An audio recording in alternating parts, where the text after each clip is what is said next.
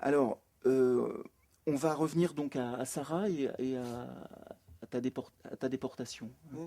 Est-ce que je peux préciser une Oui, chose oui, oui. à Vous propos de pouvez la revenir RAF? les uns. Oui, bien sûr. Ouais. À Vas-y. propos de la RAF, Mm. Bousquet a mis la police en action pour l'arrestation, mais c'est pas lui qui a fait arrêter les enfants. C'est Pierre Laval, le président du Conseil. Parce que les nazis, je ne veux pas dire les Allemands, parce que moi j'ai rien contre le peuple allemand, mais les nazis n'avaient pas demandé les enfants, pas par bonté d'âme non plus, c'est parce qu'ils ils n'avaient pas d'ordre de Berlin.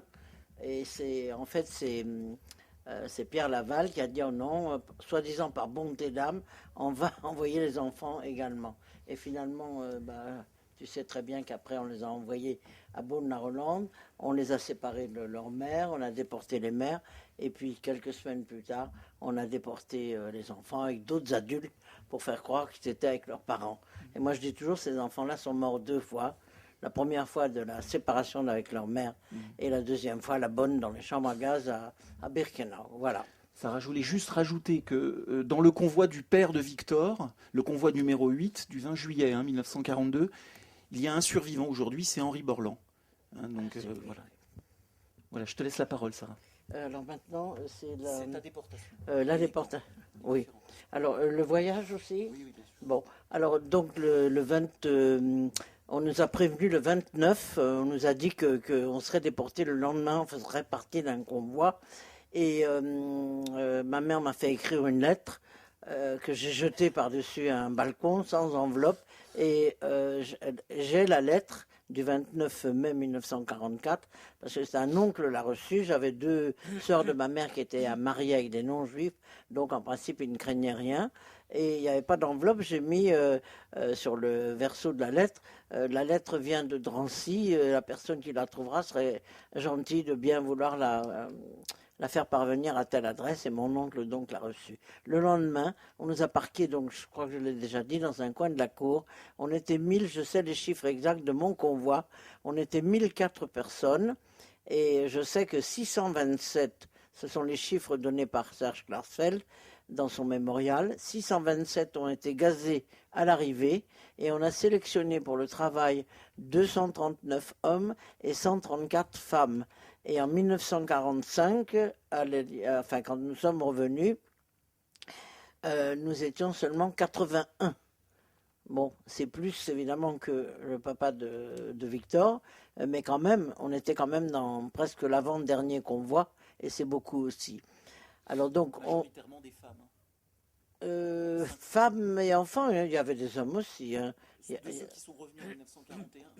Ah non, non, en 45, on était 81, dont 84, dont 51 femmes, voilà. Effectivement. Les femmes en majorité, c'est vrai. Elles sont plus résistantes, enfin, on a pu le constater là-bas. N'est-ce pas, Ginette que les femmes sont plus... Bon, et donc on nous groupe dans un coin de la cour, avec des barbelés, on nous entoure de barbelés, on nous donne un petit collier, on nous dit de prendre une couverture, on a notre valise avec nos affaires évidemment, et puis le camp de Drancy était gardé par des gendarmes français. C'était pas la police, c'était des gendarmes français. Et puis les gendarmes nous emmènent toujours dans les autobus vers la gare. Alors moi c'était pas le Bourget, c'était la gare de Bobigny. Et là on voit un train de wagons à bestiaux, 8 chevaux, 40 hommes. En fait, c'était les trains de transport de troupes de la Première Guerre mondiale et certainement de la Deuxième Guerre mondiale également. Et avec une grande porte d'entrée sur ce train et 2 lucarnes de chaque côté, une lucarne de chaque côté, grillagées. Et on se dit, ce train, c'est pas pour nous, il va partir et on va avoir un train de voyageurs normal. Pas du tout, c'était bien pour nous. Et les gendarmes nous remettent entre les mains de soldats allemands et qui, à coups de crosse de fusil, nous poussent dans le train à plus de 100 par wagon. On nous avait dit que c'était 60. Dans la lettre, je marque 60 personnes. Dans la lettre, on nous avait dit le voyage va être pénible, mais là-bas, le camp est très bien organisé. Ça, c'était... Et on était naïfs de le croire, d'ailleurs. Et finalement, on nous donne un baril d'eau pour boire et un baril pour les besoins humains. Alors, quelqu'un avait une ficelle attendue dans le fond. On a mis le baril des déchets humains dans le fond du wagon. Et on a tendu sur une ficelle, on a mis une couverture par-dessus pour qu'au moins on ne voit pas. Il y avait encore un petit peu de pudeur. Mais alors il y avait évidemment les bruits, les odeurs, c'était quelque chose de terrible. Et le train restait en gare très longtemps et presque à la fin de la journée, quand le train a démarré, il y avait déjà plus d'eau pour boire. Par contre, le baril des déchets humains débordait. Et alors ceux qui étaient à côté, je ne vous dis pas, ceux qui étaient autour, ils étaient inondés, effectivement. Ça sentait, il y avait une puanteur terrible, il faisait très chaud. Et ma mère avait eu la bonne idée, elle savait toujours ce qu'il fallait faire. Elle nous avait mis près d'une lucarne. Elle dit comme ça, quand le train roulera, peut-être qu'on aura un petit peu d'air. Seulement voilà, on était assis, on ne pouvait même pas s'asseoir. Il y avait un petit peu de paille par terre, mais très très peu. On était assis avec les genoux repliés contre la poitrine. Et si vous vouliez dormir un petit peu, il fallait qu'un se lève, on faisait un tour de garde, et que vous puissiez allonger vos jambes et dormir un peu sur l'épaule du voisin. Et c'était vraiment cette première nuit de cauchemar. On a eu comme ça 3 nuits de cauchemar. Les enfants pleuraient, des bébés pleuraient, il y avait des bébés qui n'avaient plus rien à boire. Les mères n'avaient plus de lait pour leur donner. J'ai vu des femmes donner leur salive, enfin ramasser de la salive et donner leur salive au bébé, à leur bébé. Et puis des vieillards qui se vidaient par tous les bouts, qui étaient malades par tous les bouts. C'était quelque chose de horrible, un vrai cauchemar. Mais là-bas, là où on allait, ça serait le paradis, évidemment, puisqu'on nous l'avait dit. On le croyait encore, on avait la naïveté de le croire. Et le lendemain seulement, on nous a permis de vider le baril des déchets et de remplir le baril d'eau. Alors je me suis porté volontaire pour la corvée d'eau et j'ai vu, on était tout à fait en bout de gare, même pas sur un quai, c'était du ballast et puis les voies. Il y avait un robinet et j'ai vu que sur le toit du dernier wagon de ce convoi, il y avait une mitrailleuse avec des soldats autour. Et il nous avait dit la veille, si quelqu'un essaye de s'évader, on prendra 10 otages qu'on fusillera tout de suite et on tirera sur tout le monde, sur tout ce qui bouge. Et effectivement, il l'aurait fait. Mais de notre wagon, en tout cas de notre convoi, personne n'a essayé de s'évader. Et puis, on a roulé comme ça 3 nuits et 3 jours. Et le 4e jour, au bout de la 3e nuit, toujours le vrai cauchemar, quelque chose de terrible. Au bout du 4e jour, le matin, le train a commencé à ralentir. On a vu des trains sur une voie parallèle avec des personnes qu'on voyait à travers les lucarnes complètement maigres, émaciées. Et ma mère, qui parlait le polonais, a essayé de leur parler, mais ils ne répondaient pas. Il y avait des femmes qui piochaient entre les rails également en tenant robe rayée. Elle ne répondait pas, personne ne voulait parler. On a su après que ces trains-là, c'était des ghettos de Pologne qu'on liquidait, qu'on amenait à Auschwitz, enfin à Birkenau, c'était le camp de Birkenau, pour les liquider. Et donc le train s'est arrêté, a ralenti, s'est arrêté, et on a déverrouillé les portes. Et il y avait des soldats, donc des officiers qui étaient là sur le quai avec leurs chiens, avec des chiens. Les chiens aboyaient et les hommes aboyaient également. Moi qui avais appris l'allemand en 2e langue au lycée et qui aimais beaucoup les poètes allemands et les poèmes allemands, je ne pouvais plus supporter cette langue pendant l'année de déportation. Je ne supportais plus. J'ai repris l'allemand après. J'ai repris mes études en allemand quand même.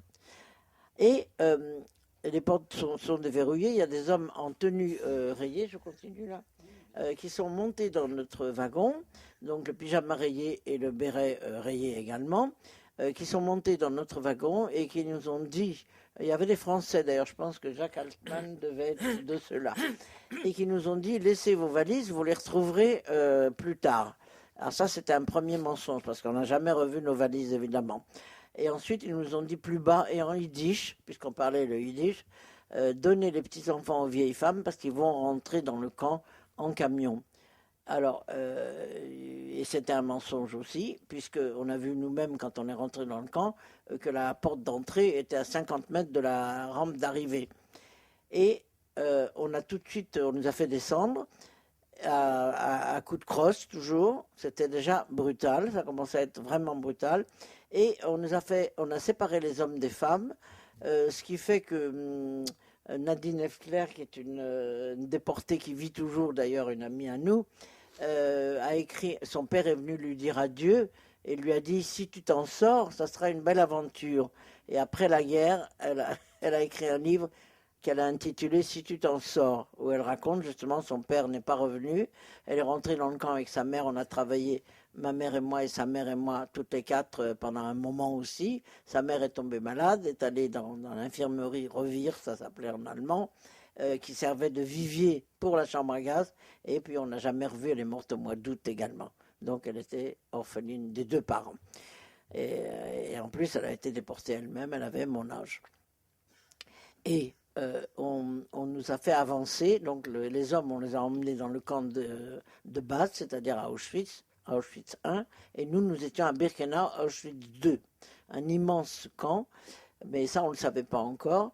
On nous a fait avancer, et tout d'un coup on s'est trouvé devant un très bel officier, en grand uniforme, pas grand, mais elle avait une très belle tête, et je suis après la guerre, j'ai vu les photos que c'était le fameux docteur Mengele, le bourreau d'Auschwitz, qui faisait des expériences sur les femmes, sur les jumeaux, sur les nains, enfin vraiment, le bourreau d'Auschwitz. Et il avait une badine à la main et il montrait sa droite et sa gauche. Et moi, à Drancy, j'avais lié amitié avec une petite jeune fille qui avait 1 an de moins que moi. Elle était avec sa mère également. Et sa mère disait à ma mère, tu sais, moi je suis alsacienne, je parle très bien l'allemand, peut-être que je pourrais servir d'interprète. Ma mère dit oui, c'est pas une mauvaise idée. Et finalement, elles étaient juste derrière nous, elles étaient un peu frêles toutes les deux. À nous, il nous a montré sa droite, à elle deux, sa gauche, et on les a jamais revues. Je continue.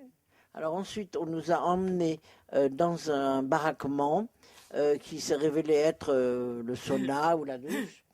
Et là, des jeunes filles bien mises, des Polonaises d'ailleurs, voulaient nos vêtements. Elle dit, donne-moi ta robe, on venait de France, évidemment, le pays de la haute couture, tu parles, donne-moi tes chaussures, on n'a pas voulu leur donner. Elles ont dit, on vous les prendra de toute façon.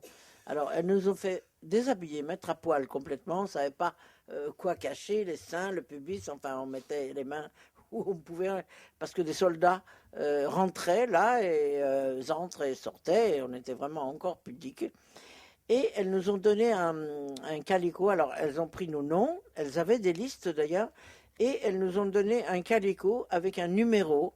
Et elles nous ont dit, ce numéro-là, il faudra le coudre solidement sur vos vêtements. Et maintenant, vous n'avez plus de nom. Vous avez un numéro.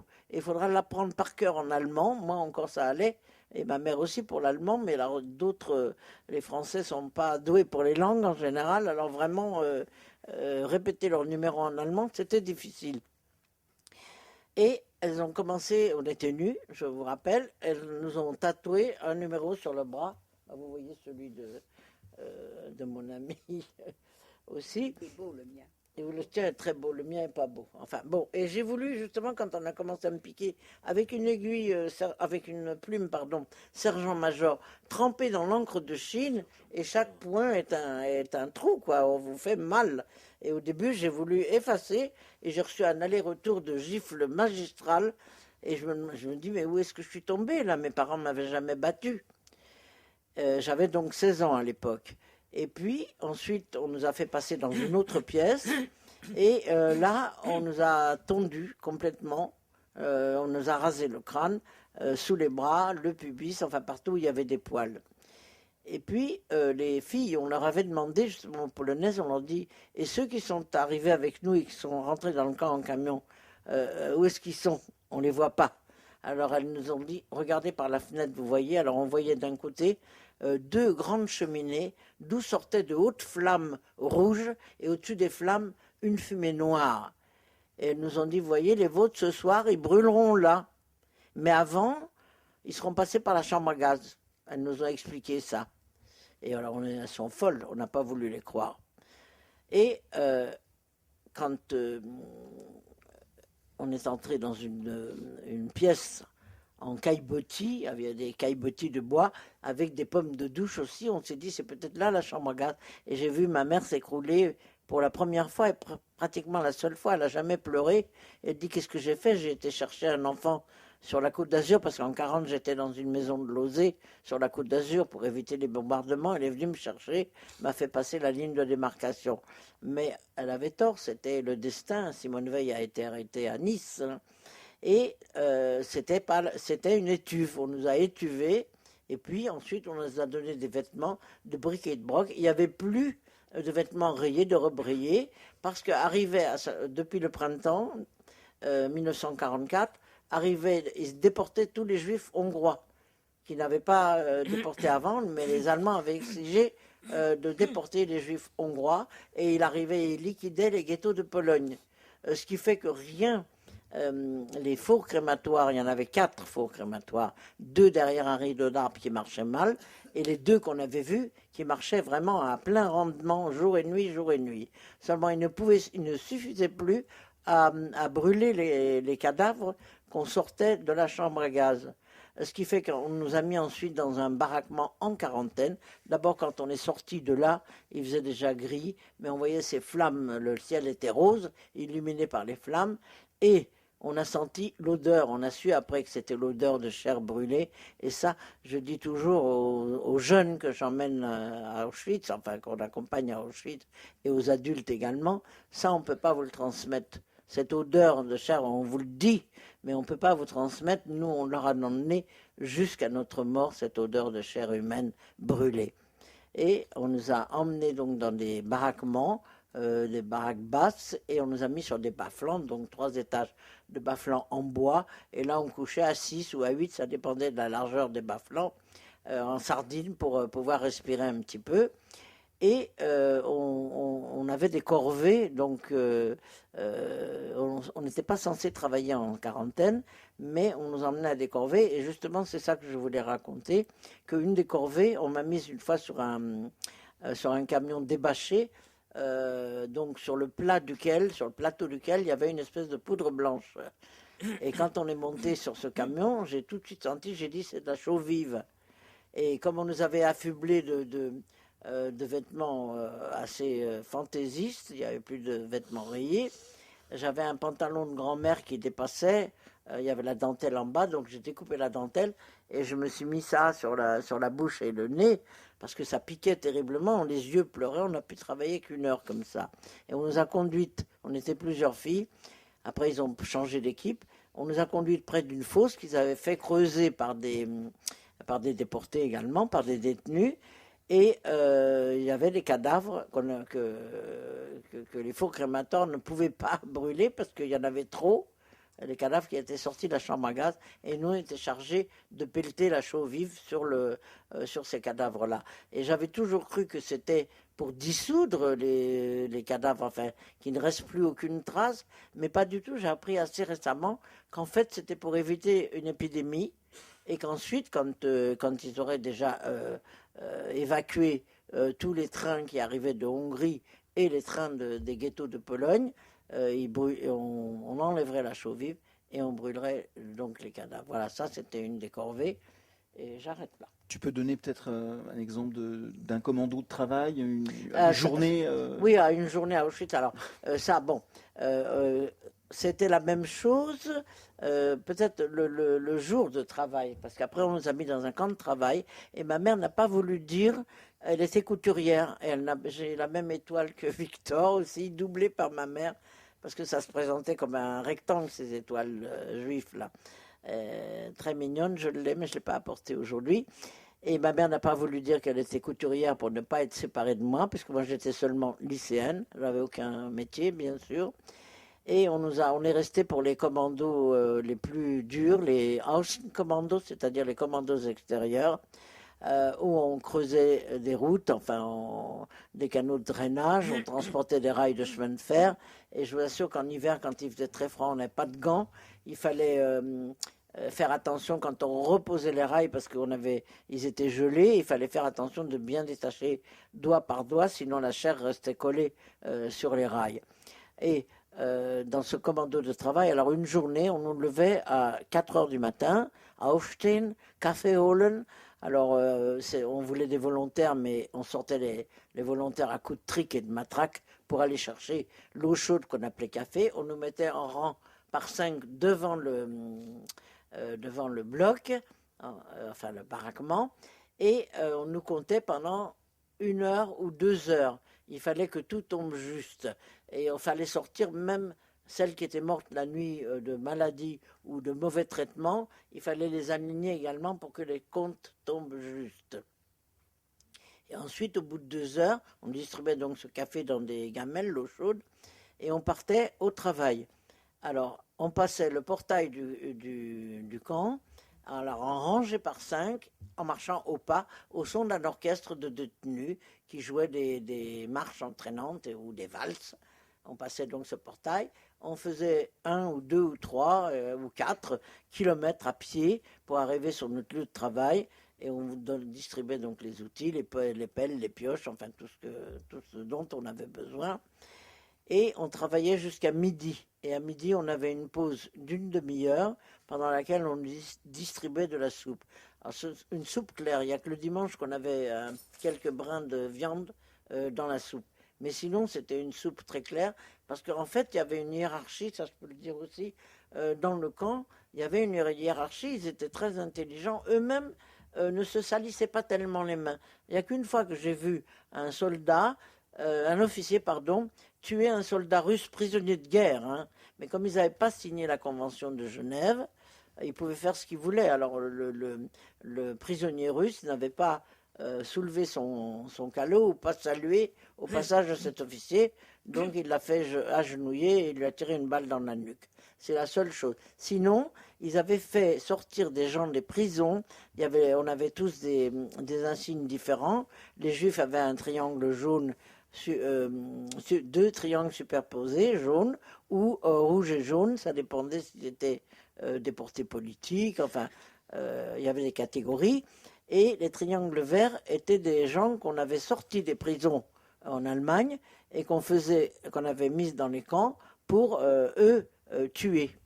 Et vraiment. Et ils tuaient, ils battaient et ils tuaient. Ils arrivaient à tuer et ils envoyaient des gens à la chambre à gaz également. Donc, sur le lieu de travail, la soupe. À 12h30, on reprenait le travail. En été, c'était pareil, c'était une chaleur terrible. On nous donnait une louche d'eau le matin, une louche d'eau l'après-midi. Et à 5 heures, on reposait les outils et on rentrait au camp, toujours en passant le portail au pas et en traînant par les jambes et les bras les cadavres de celles qui étaient mortes de mauvais coups ou d'épuisement sur le lieu du travail. Voilà, et ensuite c'était l'appel qui recommençait. On nous donnait la ration solide. Alors la ration solide, ça consistait en un morceau de pain noir, du pain de seigle complet, avec soit une petite plaquette de margarine, soit une cuillère de confiture, ou bien un morceau de saucisson de foie, ou une poignée de betteraves cuites. Et voilà, ça durait aussi 2 heures, mais souvent 3, 4 ou 5 heures. Ça pouvait durer plus longtemps, parce que quand on travaillait dans les champs, par exemple, on ramassait des raves à vaches. Il y a des filles qui ramenaient les raves sous les bras, et puis on disait contrôle. Alors on entendait ploc, ploc, tous les légumes qui tombaient par terre, mais il y en a qui se faisaient prendre avec les légumes sous les bras. Et alors tout le commando, et ça c'était en automne où il y avait de la boue. Alors tout le commando devait, enfin tout le bloc devait faire l'appel à genoux dans la boue, et les filles qui étaient prises sur le fait, non seulement elles étaient à genoux dans la boue, mais elles avaient les mains en l'air avec 2 briques dans chaque main. Alors elles tombaient vraiment épuisées également. Ça c'était notre journée. Après il y avait le couvre-feu. Et ça y est, il fallait aller dormir à 9h, on était en principe couchés, sauf si on était encore en appel. On pouvait nous réveiller la nuit pour essayer de trouver, parce qu'il y avait quand même des poux, il y avait quand même de la dysenterie, il y avait quand même du typhus, pas beaucoup à Birkenau. Après, à Bergen-Belsen, oui. Mais alors, ce que je voulais raconter, justement, c'était par rapport à l'histoire qu'a raconté Victor. Dans notre bloc, il y avait une petite fille de 2 ans et demi, 3 ans, qui était restée vivante parce que son père était arien, donc elle avait moitié de sang pur. Alors non seulement il était arien, mais il était prisonnier de guerre. Alors elle était passée au travers de la chambre à gaz. Et elle se tenait, je n'ai jamais entendu pleurer cette petite fille-là. Les chefs de bloc, parce qu'il y avait chefs avec leurs aides et tout. Ah oui, je n'ai pas parlé du commando de travail, je le dirai tout à l'heure.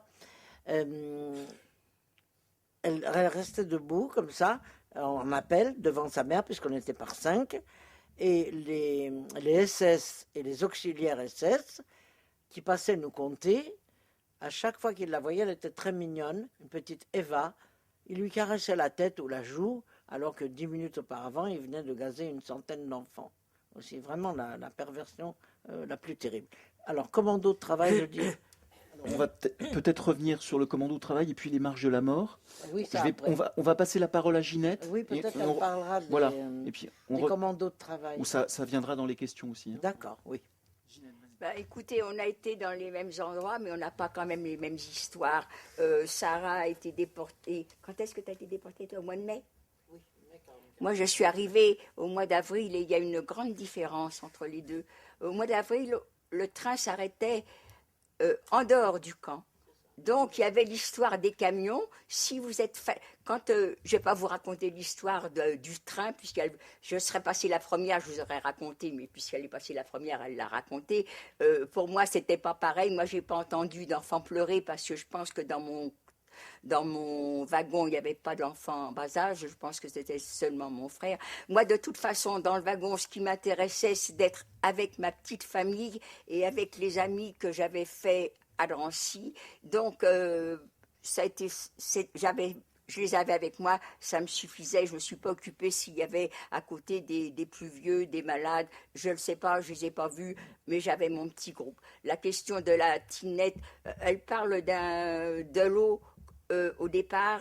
J'avoue franchement que je ne pense pas, moi, avoir eu de l'eau au départ. Je ne pense pas non plus, mais je ne vais pas vous le garantir, parce qu'il y a des choses qu'on se rappelle et d'autres choses qu'on ne se rappelle pas, que le train s'est arrêté pour aller vider la tinette. Ça, je ne m'en souviens pas du tout. J'ai l'impression que le train ne s'est jamais arrêté et qu'il s'est arrêté juste arrivé à un moment donné.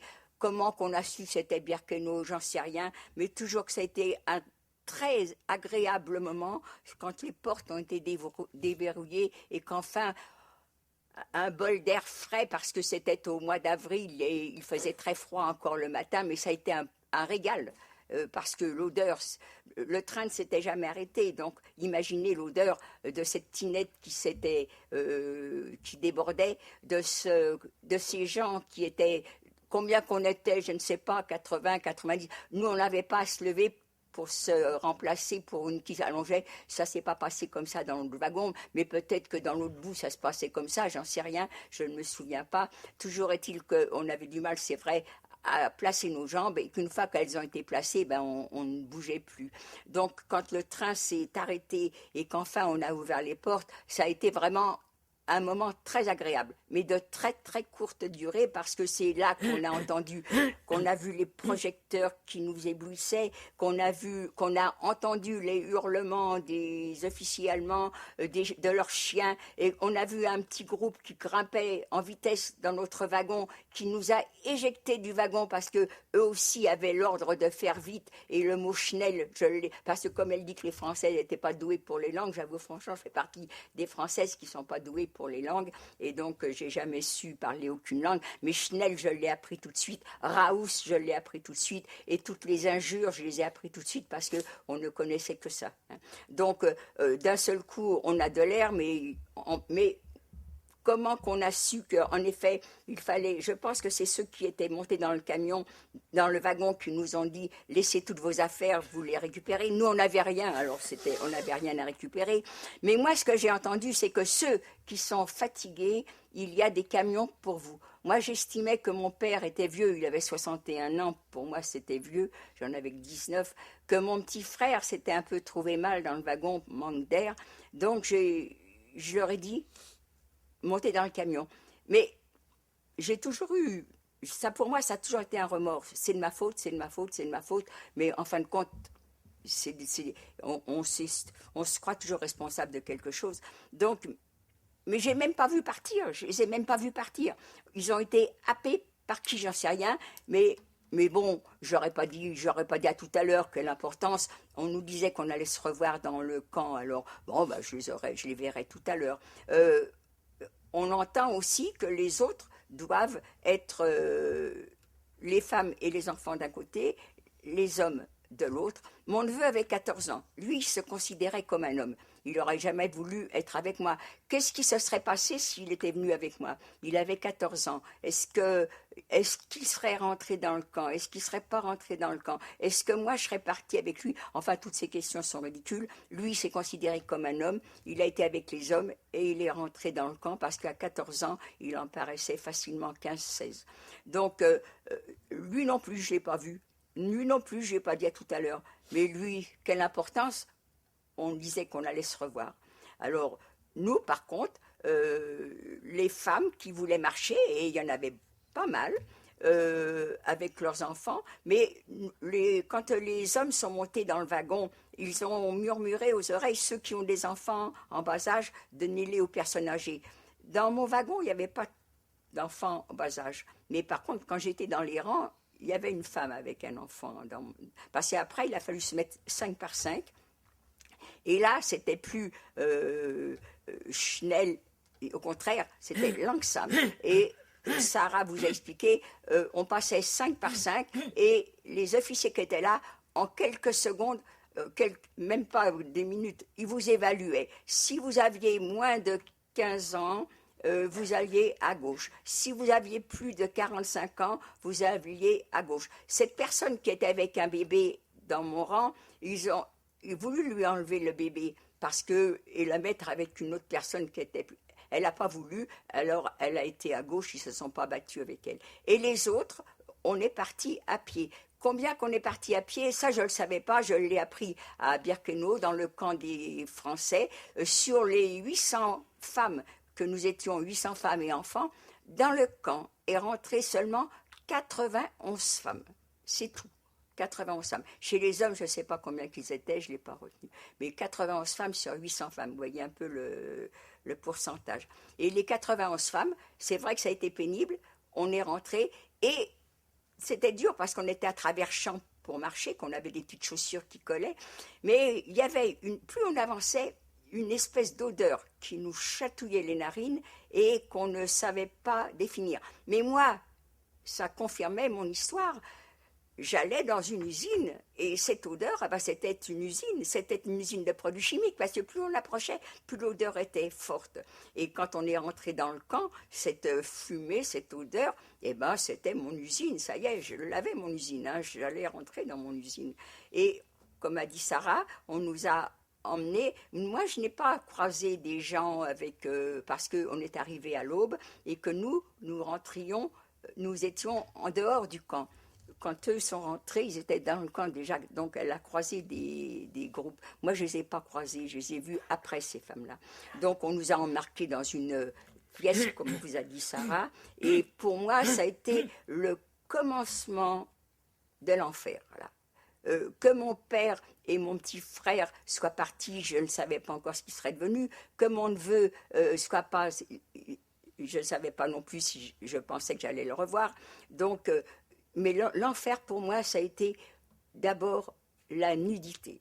Pour moi, ça a été quelque chose, je crois que jusqu'à la fin de ma vie, je me verrai, comme a dit Sarah, on n'a que 2 mains, qu'est-ce qu'il faut se cacher? Les seins, le sexe, je ne savais pas quoi me cacher. Et j'avais honte, on n'était qu'avec des femmes, cependant.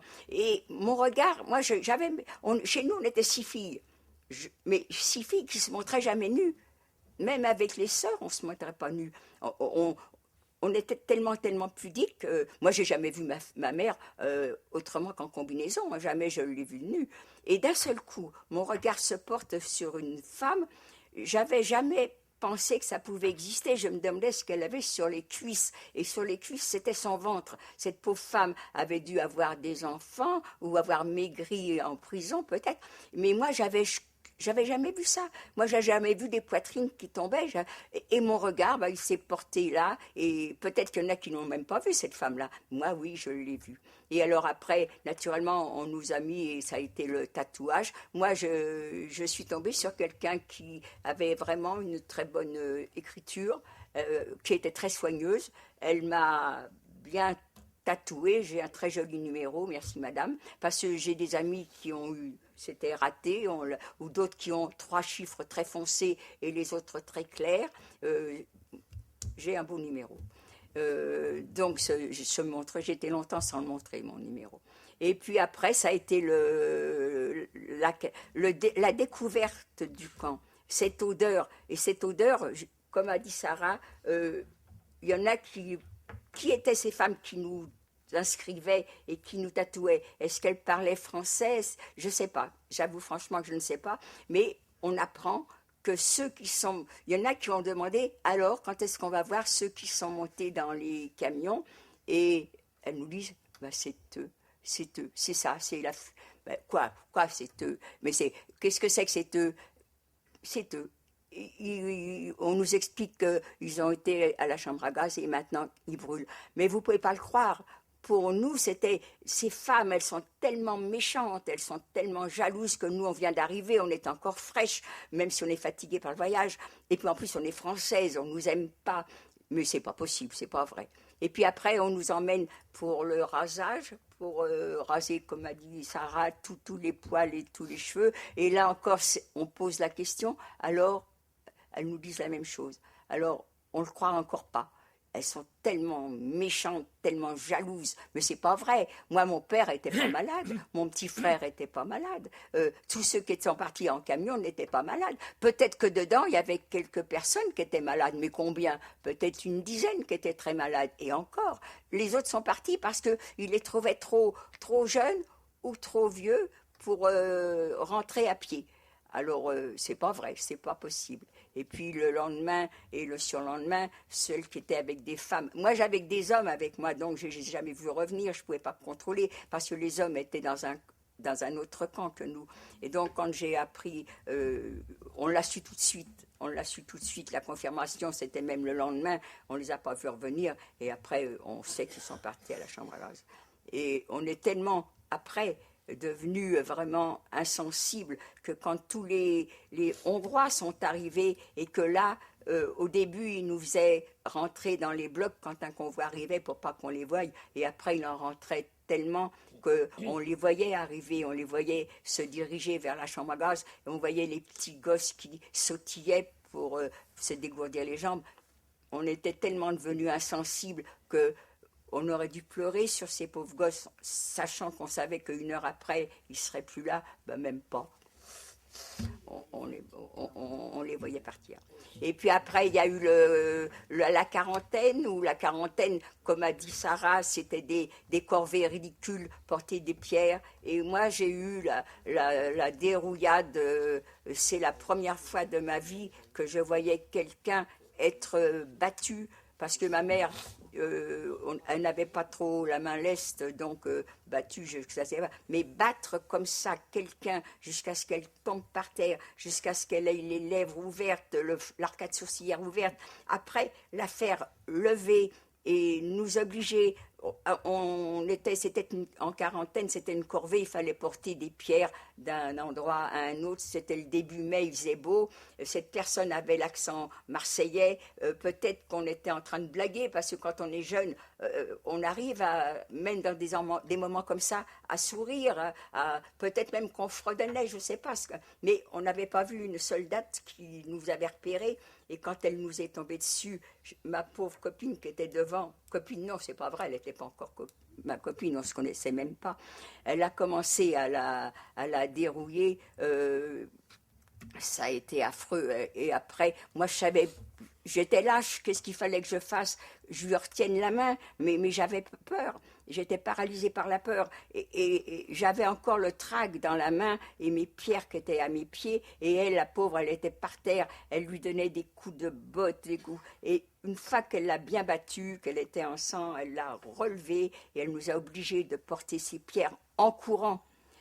Et là, donc, quand on est rentré le soir au travail, les filles, elles ont cru qu'elle était tombée, ma copine. Eh bien, on leur a expliqué que c'était... On avait mal travaillé et que c'était les punitions. Je vous jure qu'après, moi-même, la première, j'ai toujours essayé de me faire la plus petite possible pour pas me faire remarquer.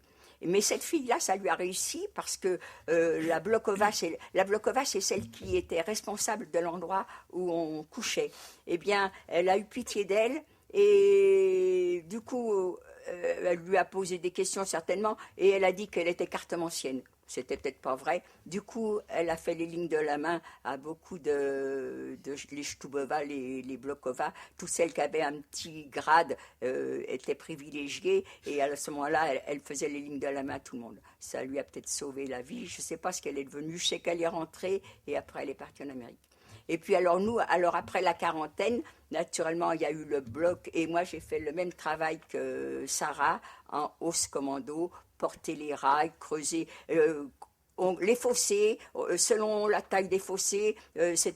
Quand j'ai creusé des fossés très profonds, je n'ai jamais su pourquoi c'était très profond. Je l'ai appris comme Sarah, c'était pour mettre justement parce que les chambres à gaz pouvaient tuer beaucoup d'hommes, personnes à la fois. Par contre, il fallait quand même les brûler. Et c'était les fours crématoires qui n'étaient pas assez importants. Donc, ces fosses qu'on a creusées, c'était pour mettre ces gens qui étaient morts. Et puis, bon, après, moi, j'ai eu la chance de quitter Birkenau en novembre 1944. Et donc, je n'ai pas fait la marche de la mort. Et quand j'entends celles qui ont fait la marche de la mort, je dis, comme on me dit à moi, j'aurais pas résisté. Et moi, je dis aussi aux autres, moi, j'aurais pas résisté. Mais l'être humain a des ressources que quand je retourne encore maintenant à Birkenau, Suisse, avec les élèves, que j'ai tout en triple, pull vert, culotte, collant et tout. Et je me permets de dire, j'ai froid. J'ai honte de dire que j'ai froid, alors que comment qu'on a fait, je sais pas. Je sais pas, et quand on me dit c'est parce que vous avez été vous aviez de la volonté, vous avez moi j'avais rien du tout, moi j'étais lâche, et puis voilà, j'ai eu la chance d'être là au bon moment, donc j'ai quitté Birkenau pour après aller à Bergen-Belsen, que j'ai quitté aussi avant l'épidémie de typhus, pour aller travailler en usine. Et là, de l'usine, j'ai été travailler. Ça a été le train de la mort. Là, ça n'a pas été la marche de la mort, mais c'était le train de la mort. Un voyage affreux où dans le wagon, il y avait des morts tous les jours, tous les jours. Et là encore, tellement envahi par les poux, on passait notre temps à tuer les poux. Et des beaux poux, des gros poux bien blancs, énormes. Ça fait clac, clac, clac. Et on passait notre temps à tuer les poux sur le corps, sur la tête, dans les cheveux, on était pleine de poux. Et là encore, j'ai honte de le dire, c'est qu'au lieu de plaindre les femmes qui étaient mortes à côté de moi, parce qu'on sentait que c'était la fin, eh bien, je ne les plaignais pas. Je disais, s'il y a une distribution de soupe, je ne dirais pas qu'elles sont mortes, comme ça, je mangerai leur part. Voilà comment qu'on était devenus. Moi, personnellement, je sais que je suis devenue un peu insensible à tout ça. Mais pourquoi? Parce que j'étais toute seule. Je pense, comme Sarah, qui était avec sa mère, a souffert doublement. Parce que être avec une mère, être avec une sœur, être avec quelqu'un de sa famille, et l'avoir battue, l'avoir se transformer en squelette, ça a dû être une double souffrance. Mais par contre, elles ont eu des échanges. Que moi, j'étais tout seul dans mon coin à penser que j'avais envoyé mon père et mon petit frère à la chambre à gaz, c'est tout. Et puis alors après, on était partis, on travaillait en usine, là c'était vraiment presque le petit paradis, et de là en usine, malheureusement non, je dis pas malheureusement, les Anglais arrivaient et ils nous ont embarqués. Je vous dis, ce train, ça a été vraiment un calvaire pendant ce voyage a duré 8-10 jours, je ne sais plus combien, et là sans boire et sans manger, jusqu'à ce qu'il s'arrête un jour dans une petite gare et que le posten, c'est-à-dire l'Allemand qui nous surveillait, a été plus humain peut-être, je ne sais pas. Il a ouvert les portes et ceux qui étaient capables d'être debout, on s'est laissé rouler sur le ballast pour manger des pissenlits peut-être, mais comme il n'y avait pas de pissenlits, on a mangé de l'herbe. Et il y a eu un petit mouvement de foule, c'était une machine qui se vidangeait, et on a été boire l'eau de vidange de la machine, et quand l'alerte était finie, notre postaine nous a fait remonter, on a retrouvé nos mortes, on a retrouvé nos poux, et un tout petit peu après, le train s'est arrêté, et là, on était arrivé à Theresienstadt, et quand on est arrivé à Theresienstadt, c'était... Comment qu'on a su que c'était Theresienstadt, je ne sais pas non plus, mais accueilli par des gens tellement gentils. Enfin, on nous regardait. Jusque-là, personne ne nous regardait. On n'était rien. On était bonnes à travailler, on était bonnes à nous taper dessus, on était bonnes à nous traiter de tous les noms, mais gentiment, nous parler gentiment, nous aider à marcher comme ils ont fait. Non, seulement on a appris que le camp de Theresienstadt venait d'être libéré par les Russes, et par le fait que c'était la Croix-Rouge tchèque qui nous recevait. Et là, vraiment, elles ont été très douces avec nous, très gentilles. Et on nous a emmenés dans des chambrées où chacun avait un lit avec des draps. Vous vous rendez compte, des draps, c'était le paradis, on était tombé dans le paradis. Des affaires pour se laver, et je m'en vais, j'arrête. Parce que quand je suis dans mes souvenirs, c'est terrible, oui. J'arrête pas. À toi. La parole à Gabriel pour... Oui, alors, juste un mot de Sarah avant. Oui, parce que je croyais que tu allais dire, Ginette, qu'il nous disait à l'entrée, à l'arrivée, ici on entre par la porte et on sort par la cheminée. En principe, on avait 2 mois, 3 mois de vie, c'est tout. Et puis, tu n'as pas raconté un commando de travail, comment était un commando de travail. Déjà, j'ai trop parlé et tu veux encore que je raconte. Alors là, écoute. C'est jusqu'à minuit, demain matin, je m'en vais à Birkenau. Oui, c'est vrai. Il faut se lever tôt, oui. Donc, Gabriel. J'étais donc à Drancy, et on a été désignés, et c'est le premier convoi qui est parti de la gare de Bobigny. Arrivé à la gare, on nous a mis, sur le quai, on nous a mis en colonne par 10 et on nous a fait un discours. Bien sûr, c'était un SS qui nous a fait un discours en allemand, mais comme il y avait beaucoup de juifs d'Europe centrale qui parlent yiddish et qui donc comprenaient très bien l'allemand, après le discours, ils nous l'ont traduit. Et donc, il nous a dit, voilà, vous allez aller en Allemagne, vous allez travailler dans des usines, vous serez bien traités, et si tout se passe bien, après la guerre, vous rentrerez tranquillement chez vous. Et le bruit courait que c'était des usines de confiture. Et il a rajouté, et estimez-vous heureux, parce que pendant ce temps-là, nos enfants sont en train de se faire tuer à Stalingrad. Et nous vous informons, si toutefois il y a une évasion dans un wagon, nous prendrons 10 otages que nous fusillerons sur place. Et nous sommes rentrés dans les fameux wagons 40 hommes, 8 chevaux en long. Le voyage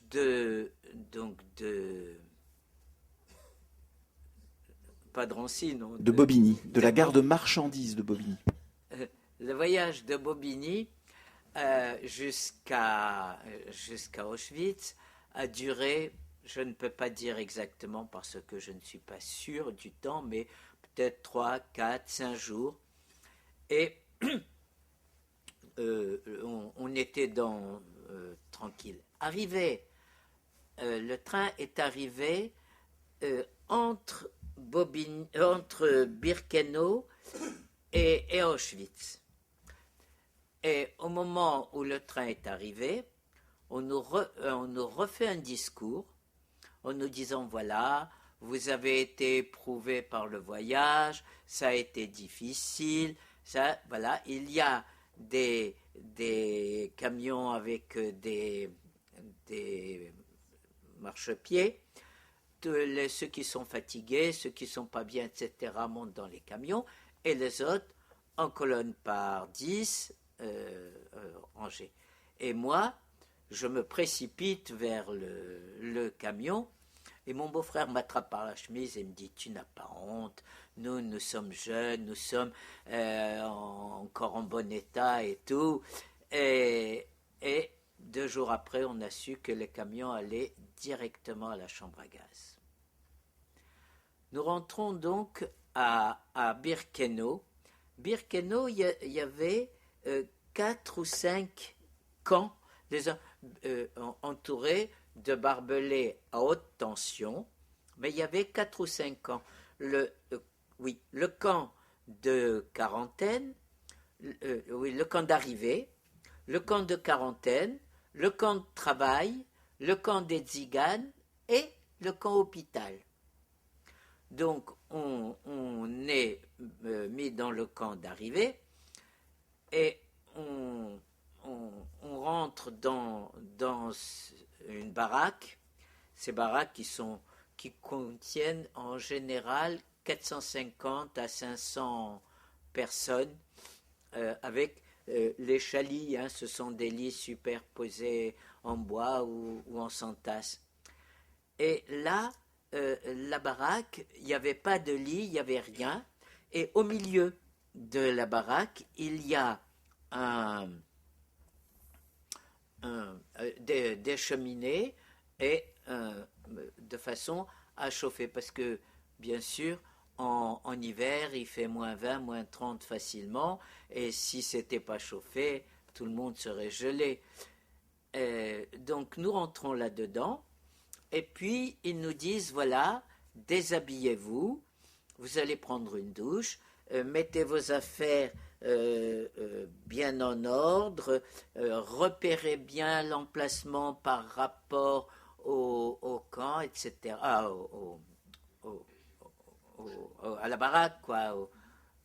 Et repérez bien, de façon à retrouver vos affaires tranquillement en revenant. Et donc, comme je vous ai dit, il y a la cheminée, une porte d'entrée de chaque côté. La porte du fond était fermée. Donc, on revient et on ressort par l'endroit où on était rentré. Et là, il y a un capot. Vous savez ce que sont les capots, ce sont les chefs de travail. Surveillé par un SS qui avait un long bâton. Et ils nous ont dit, voilà, vos alliances, vos bijoux, etc., vous nous les donnez, et après la douche, on vous les rendra. Et moi, je lui dis à mon beau-frère, mais tu te rends compte, parce qu'on était au moins 450 ou 500, comment ils vont faire?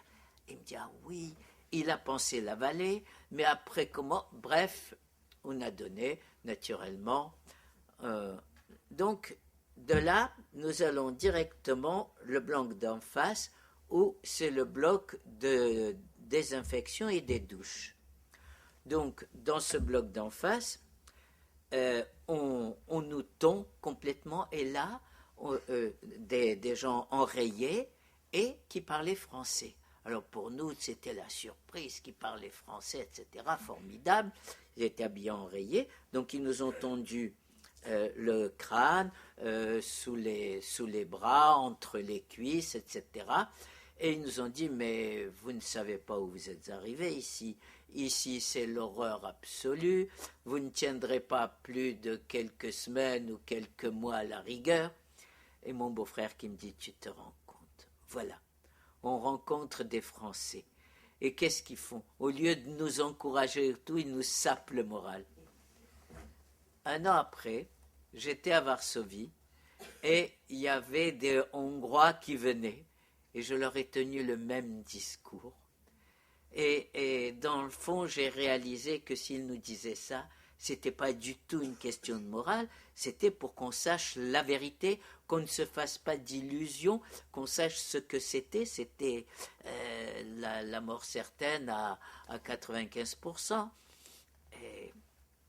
Et donc, on nous tombe. Puis ensuite, avant de sortir, il y avait quelqu'un avec une espèce de balai, là, qui trempe dans du désinfectant, on se met sur un petit tabouret, entre les fesses, sous les bras, sur la tête, et on rentre dans la salle de douche. Salle de douche, une douche froide, mais nous sommes au mois de juillet. Et on était en train de prendre la douche quand tout d'un coup, on entend un bruit. Et c'est un commando qui arrive avec des matraques, avec des bâtons, et qui crie. Et bien sûr, on ne comprenait rien. Heureusement qu'il y avait des gens pour nous traduire. Et on voit surtout tout le monde qui sort vers la sortie. On sort, et en sortant, devant la porte, il y avait 4 personnes. On nous donne un tricot, un caleçon, une veste, un pantalon. Et on nous dit, voilà, en sortant, il y avait une montagne de sabots, et on nous dit, prenez une paire de sabots, et surtout, faites-y bien attention, parce que si vous les perdez, ce sera très grave, on ne vous le pardonnera pas, etc. Donc nous prenons les sabots, et nous rentrons dans la baraque, le bloc, où nous nous étions déshabillés. Et bien sûr, inutile de vous dire qu'il n'y avait plus rien de nos affaires. Et là, on nous sert dans une gamelle ronde, là, comme ça, on nous sert un litre de soupe. Ils ont des louches qui font 1 litre, et ils nous servent. Et pour dire combien on était peu habitués, eh bien, on a bu la moitié de la soupe et puis on n'en pouvait plus. Et il y avait un détenu qui parlait français en tout cas, Henri, qui nous dit, vous n'en voulez plus? On a dit non. Ah, vous me la donnez? Oui. Et il a bu, et avec l'index, il a léché. Et mon beau-frère qui me dit, tu vois, hein, le morphalou, regarde comment il lèche. Et 2 ou 3 jours après, les gestes du morphalou nous étaient devenus familiers. Comme je vous ai dit, on lampait la soupe comme ça. On n'a jamais eu une cuillère pendant 2 ans que j'étais dans les camps. On n'a jamais eu une cuillère. On a toujours lampé comme des chiens. Et ensuite, on est rentré dans la baraque. Et je pense que c'est le lendemain, on nous a, toujours dans ce camp d'arrivée, hein, on nous a amenés dans une autre baraque où il y avait des SS avec un bureau, enfin une petite chose comme ça, qui nous interrogeait, qui nous demandait quel métier, notre âge, quel métier. Je ne me rappelle plus, mon beau-frère qui était avec moi, je ne sais pas si je vous l'ai dit, hein, il était avec moi, il était médecin. Donc il a annoncé qu'il était médecin, moi j'étais étudiant, et notre âge, j'avais 16 ans. Et je ne sais pas pourquoi, si c'est que je voulais attirer leur pas compréhension, mais leur... et j'ai dit 15 ans et 3 mois. Et j'ai su, quelques jours après, que tous ceux qui avaient moins de 15 ans et plus de 50 ans, c'était directement la chambre à gaz four crématoire. Donc, on reste... et après, on reste peut-être quelques jours dans ce camp d'arrivée, et on nous amène au camp de travail. Donc, on nous amène au camp de travail, et qui faisait... Moi, j'étais au bloc 36, mais il y avait...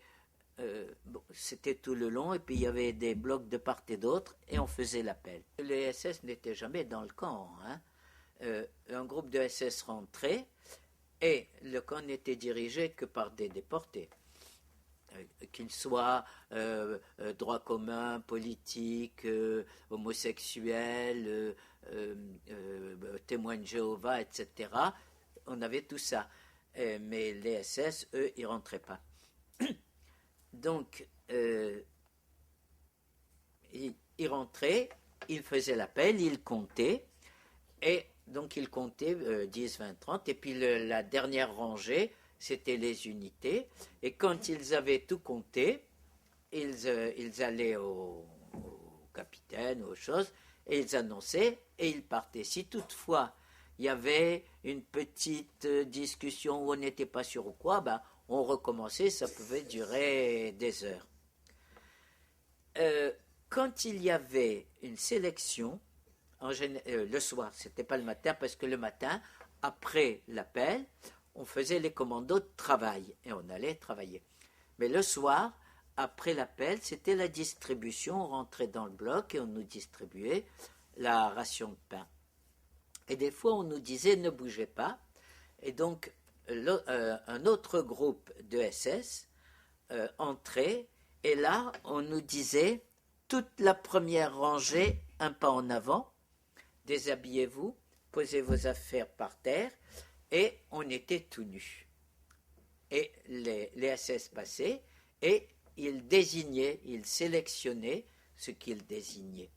La première sélection à laquelle j'ai été, et là, il y a des bruits qui courent. Il y a des bruits qui courent. Le bruit courait que c'était pour Buna Monowitz. Je vous fais une petite aparté. Vous savez, Auschwitz, c'était le camp de travail. Birkenau, c'était le camp d'extermination. Et Buna Monowitz, non, je vous ai dit Auschwitz, c'était le camp de concentration. Auschwitz, c'était le camp de concentration. Birkenau, le camp d'extermination, et Buna Monowitz, le camp de travail. Parce que, bon, et donc la sélection, le bruit court, il y a des bruits qui courent, et le bruit courait que c'était pour aller à Buna Monowitz, que les conditions de nourriture étaient bien meilleures, mais les conditions de travail étaient beaucoup plus pénibles, c'était beaucoup plus dur, etc. Et bon, moi, j'avais 16 ans, je n'ai jamais été très grand, très fort, etc. Je n'ai pas été désigné. Une autre sélection, alors cette fois, le bruit courait que c'était pour un camp de repos ou pour la chambre à gaz. Et donc, moi, quand ils sont passés, les SS, moi, j'ai bombé le torse, j'ai levé le menton, j'ai serré les fesses, et ils sont passés, je n'ai pas été désigné. À côté de moi, il y avait un homme qui devait avoir 45 ans, peut-être 40, 45 ans, qui était assez costaud. Il a avancé en boitant, et ils l'ont désigné. Et moi, je lui dis, mais tu es fou, mais tu te rends compte? Il me dit, oui, moi j'en ai marre, c'est un camp de repos. Je lui dis, mais un camp de repos, mais tu n'y songes pas. Oui, j'en ai marre de travailler, camp de repos, etc. Et plusieurs années après, j'ai réalisé que dans le fond, pour lui, c'était une forme de suicide beaucoup plus facile que d'aller se jeter sur les barbelés à haute tension. Dans la nuit, donc, ils ont désigné, quand ceux qui ont été désignés passent devant le secrétaire du camp, il relève les numéros, et puis on rentre au camp, au bloc, toucher la ration de la journée. Et dans la nuit, il y a une charrette qui est arrivée, et ils ont appelé les numéros qui avaient été inscrits, qui avaient été désignés.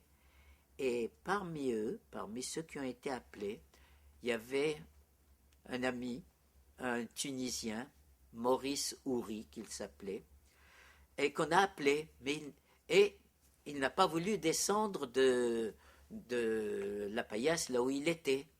Et ils sont venus le chercher, et à coups de bâton, ils l'ont descendu, ils l'ont massacré, et ils l'ont mis à moitié mort dans la charrette, et bien sûr, la charrette est allée directement à la chambre à gaz. J'ai su que, en fait, pourquoi il n'avait pas été désigné, mais son numéro a été appelé, parce que le Block-Eltester, c'est le chef de bloc. Le chef de bloc avait un people.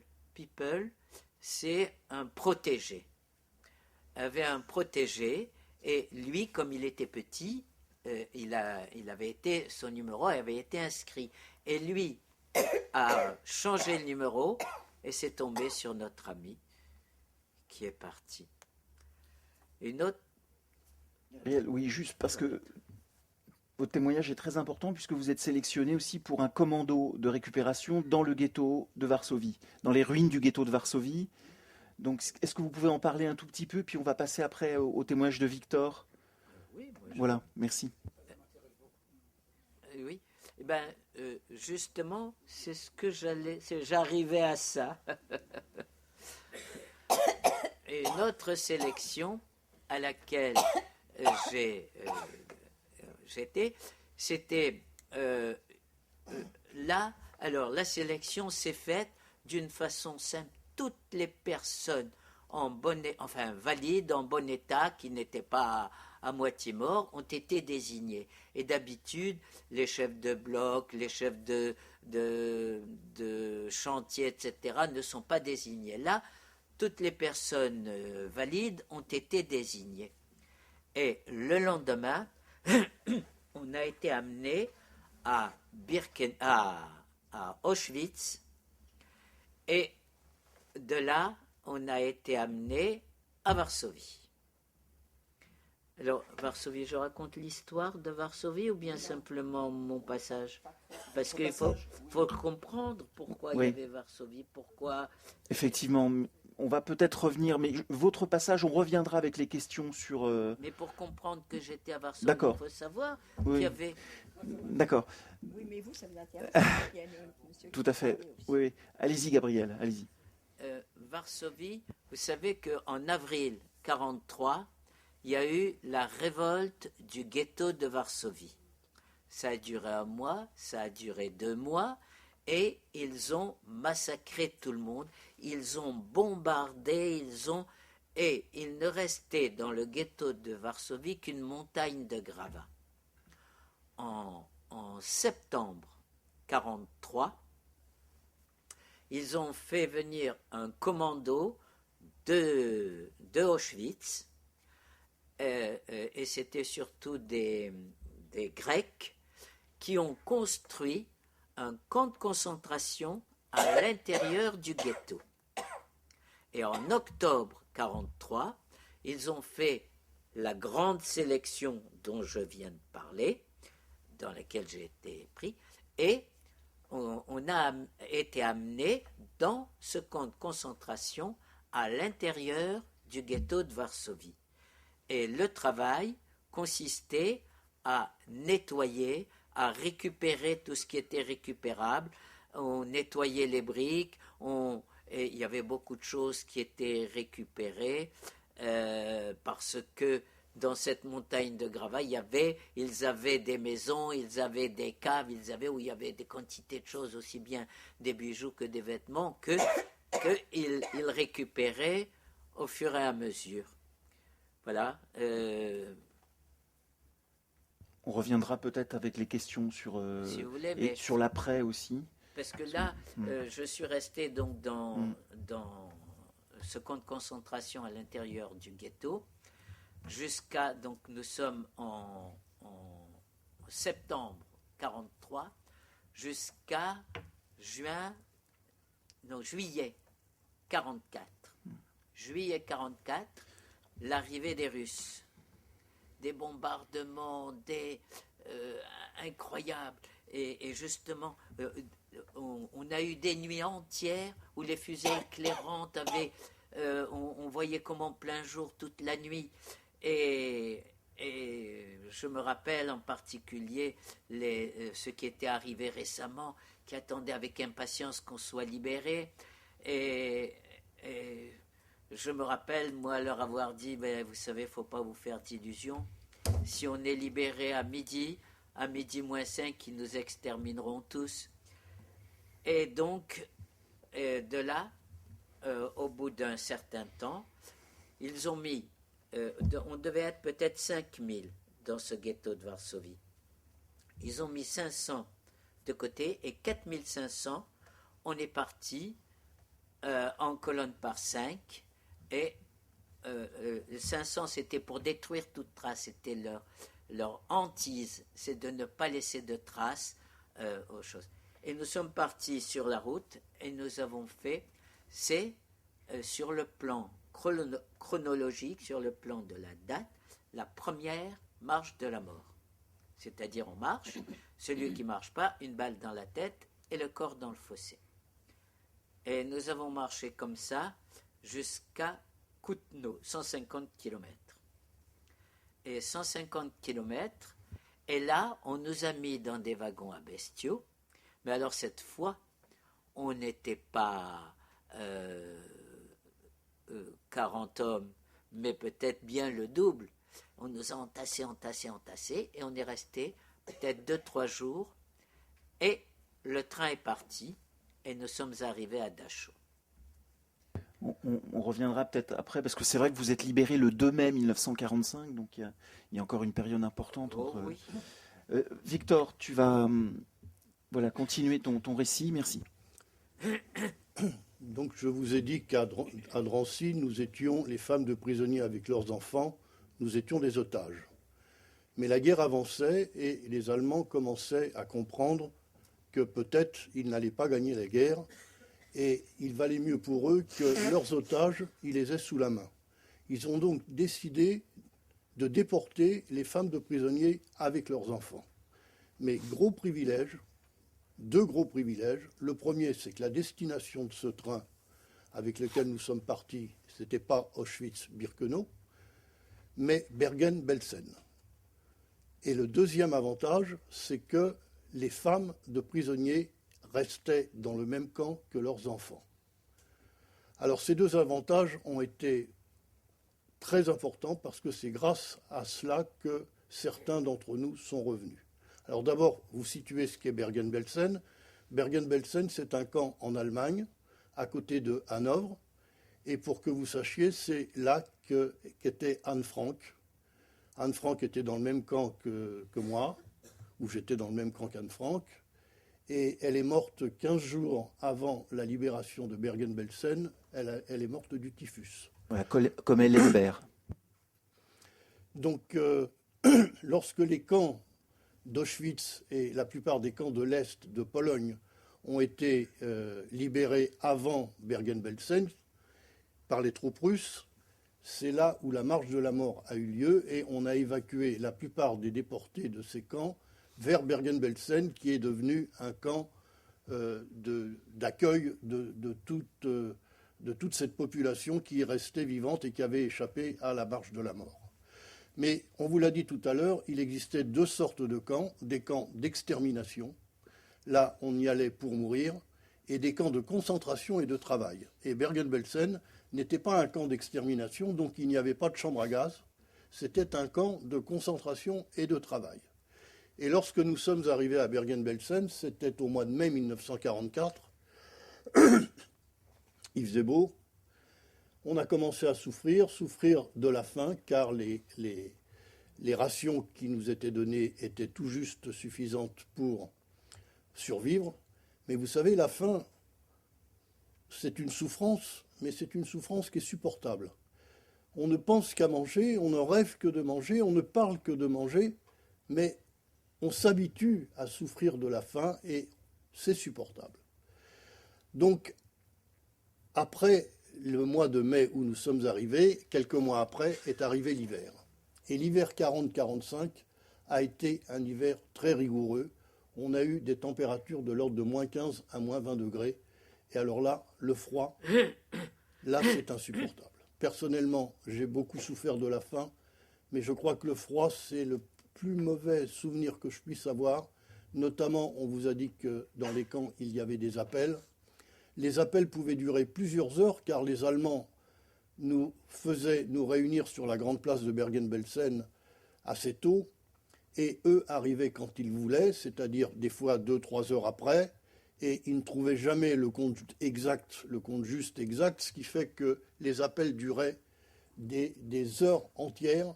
On était mal chaussés, on était habillés très légèrement, c'était sous la neige, c'était sous la pluie, c'était dans la boue, mal nourris. Vraiment, c'était insupportable. De plus, quand les Allemands arrivaient devant nous, qui étions en rang selon nos baraques, et si quelqu'un qui devait être au garde à vous bougeait ou faisait quelque coup, regardait l'Allemand qui passait, il le tirait des rangs et il le rouait de coups. J'ai vu à côté de moi quelqu'un qui a été roué de coups et qui a été laissé pour mort parce que simplement il avait tourné la tête au moment où les Allemands passaient pour le compter. Donc on a souffert de la faim, on a souffert du froid, on a souffert de la peur, des coups, mais c'est pas tout. C'est pas tout parce que comme il faisait très froid et qu'il n'y avait pas d'eau, car quand il fait moins 15 et moins 20 degrés, l'eau dans les robinets, elle gèle, eh ben on ne se lavait plus. On ne se lavait plus. Mais quand on ne se lave pas, au bout d'un certain temps, arrive l'époux. L'époux, non pas l'époux de la tête, l'époux de corps, la vermine, qui vous ronge, qui vous mange. Et l'époux, à part le fait de vous ronger et de vous manger, apporte une affreuse maladie qui est le typhus. Et le typhus, lorsqu'on n'est pas soigné, lorsqu'il n'y a pas de médicaments, lorsqu'on est faible, eh bien les gens mouraient, tombaient comme des mouches à cause du typhus.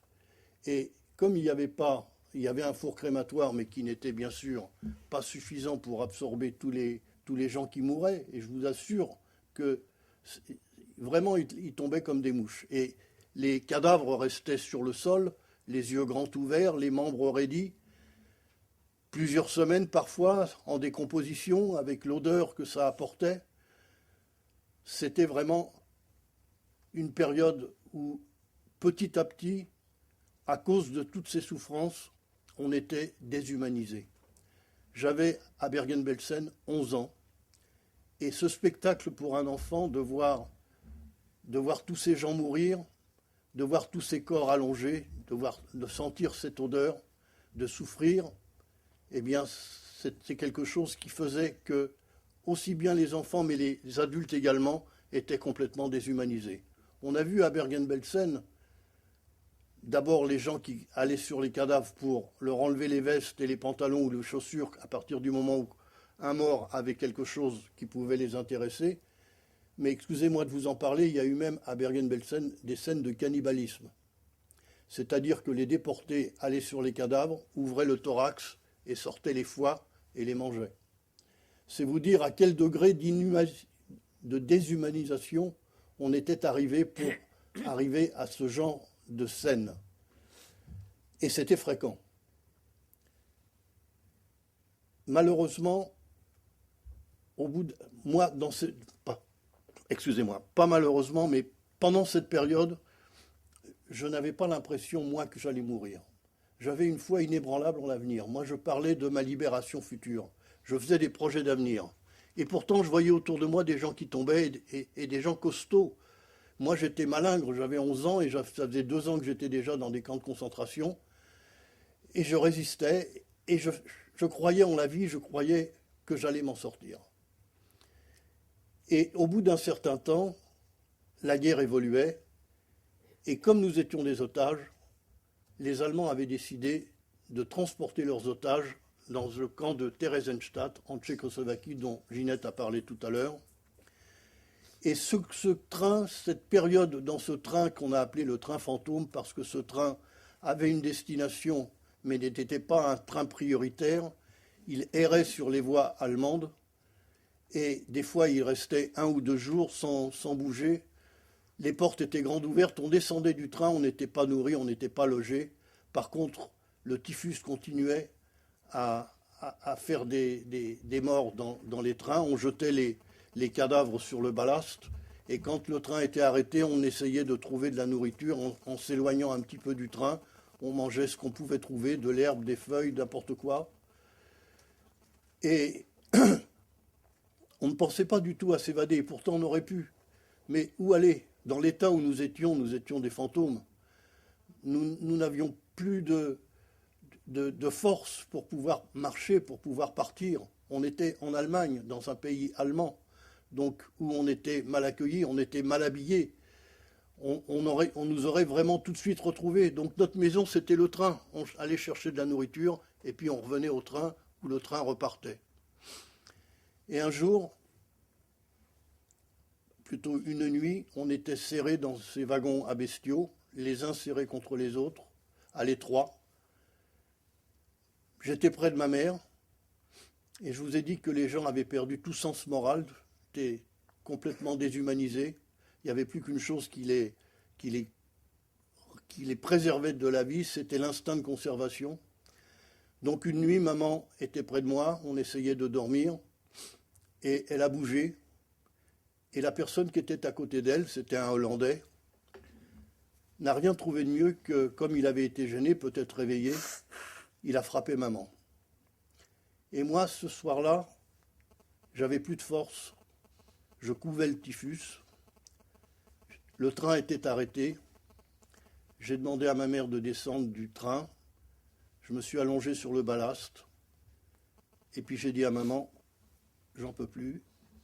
Alors que jusque-là, j'avais cru en mon avenir, j'avais cru qu'un jour je serais libéré. Là, vraiment, j'en pouvais plus. Et j'ai dit à maman, si c'est vivre pour souffrir d'une telle intensité, laisse-moi là, va-t'en, je préfère mourir. Maman pleurait. Elle m'a dit, il faut que tu tiennes. Effectivement, on entendait le bruit des canons tout autour. Elle m'a dit, si tu m'aimes, résiste. Et j'aimais beaucoup ma mère, je suis monté dans le train avec elle. Et quelques jours après, de nouveau, on était arrêtés, on cherchait de la nourriture. Et là, on a vu des cavaliers qui s'approchaient du train. Ce n'étaient pas des cavaliers allemands, c'était des Russes. C'était les troupes russes qui allaient libérer Berlin et qui nous ont dit « vous êtes libres ». Je vous ai dit tout à l'heure ce que représentait pour moi le mot « liberté ». J'étais dans un tel état à ce moment-là que je ne me suis même pas rendu compte que ce que ça voulait dire. J'étais complètement... J'avais le typhus, j'ai eu la chance d'avoir le typhus, mais simplement à cette période-là, parce que si je l'avais eu quelques jours auparavant, j'aurais vraisemblablement pas résisté. Vous savez, le typhus, c'est une maladie terrible, où on a beaucoup de température, où on délire. Bref, les soldats russes ont été complètement désemparés quand ils ont vu ce train de fantômes ambulants, cette épidémie de typhus qui courait. Ils ont eu peur qu'on contamine leurs troupes. Il y avait un village à côté qui s'appelait Troubitz. Ils nous ont dit, allez dans ce village, installez-vous dans les maisons. Si vous avez des difficultés, eh bien, on est là, on vous aidera. On n'a pas eu de difficulté car le village était désert. Les Allemands qui étaient dans ce village avaient peur parce que l'année précédente, les troupes allemandes avaient envahi la Russie et s'étaient montrées d'une sauvagerie extrême vis-à-vis des populations. Et les Allemands craignaient que les Russes en fassent autant. Donc on est arrivé dans ces maisons, on a occupé ces maisons, on a trouvé de la nourriture et on était tellement affamés qu'on s'est jeté sur la nourriture. Et c'était des nourritures riches. Et vous savez, un organisme humain qui n'est pas habitué à recevoir des nourritures riches ne résiste pas à cet afflux tout d'un coup de choses, des matières grasses, des viandes, des choses comme ça. Et il y a des gens qui ont résisté à la déportation, qui ont souffert et qui sont morts à la libération parce qu'ils avaient trop mangé. C'était vraiment très cruel qu'il en soit ainsi. Mais les gens, la plupart, enfin beaucoup avaient le typhus. Les Russes ont réquisitionné l'école du village, ont isolé les gens qui avaient le typhus, dont j'étais. Ils ont fait en sorte de nous faire soigner par les doctoresses russes qui suivaient les troupes. Et grâce à ça, certains d'entre nous en ont réchappé. Et le 29 juin 1945, c'est-à-dire un an après la libération de Paris, puisque Paris avait été libéré le 24 août, je suis rentré à Paris, libéré, et après avoir connu 3 ans de souffrance et 3 ans de captivité. Voilà. Donc on va prendre maintenant les questions, il nous reste un peu plus d'une demi-heure. Voilà, donc il y a des micros qui circulent. Vous vous adressez aux témoins. Oui, attendez, on va vous donner un micro tout de suite parce que tout le monde n'a pas forcément entendu la question. Hein. Alors, monsieur demandait, excuse-moi Ginette, monsieur demandait si Victor était rentré avec sa mère. Oui, nous sommes rentrés avec ma mère et elle a vécu pendant... Elle est morte il y a 15 ans environ et ça a été une femme formidable. Alors je tenais à rappeler, parce qu'il y a certains jeunes qui quittent l'auditorium, que Victor, Gabriel et Sarah ont écrit leur récit et que tous ont été filmés. Donc vous pouvez revenir sur les témoignages des 4 témoins en visionnant les différentes campagnes de témoignages, que ce soit la Fondation Spielberg ou MK2 au Mémorial. Merci. Donc il y a des micros qui... Mémoire de main aussi. Oui, et je voulais... Mon fils, que j'aperçois. Voilà. Et aussi... À côté de mon ami. Voilà.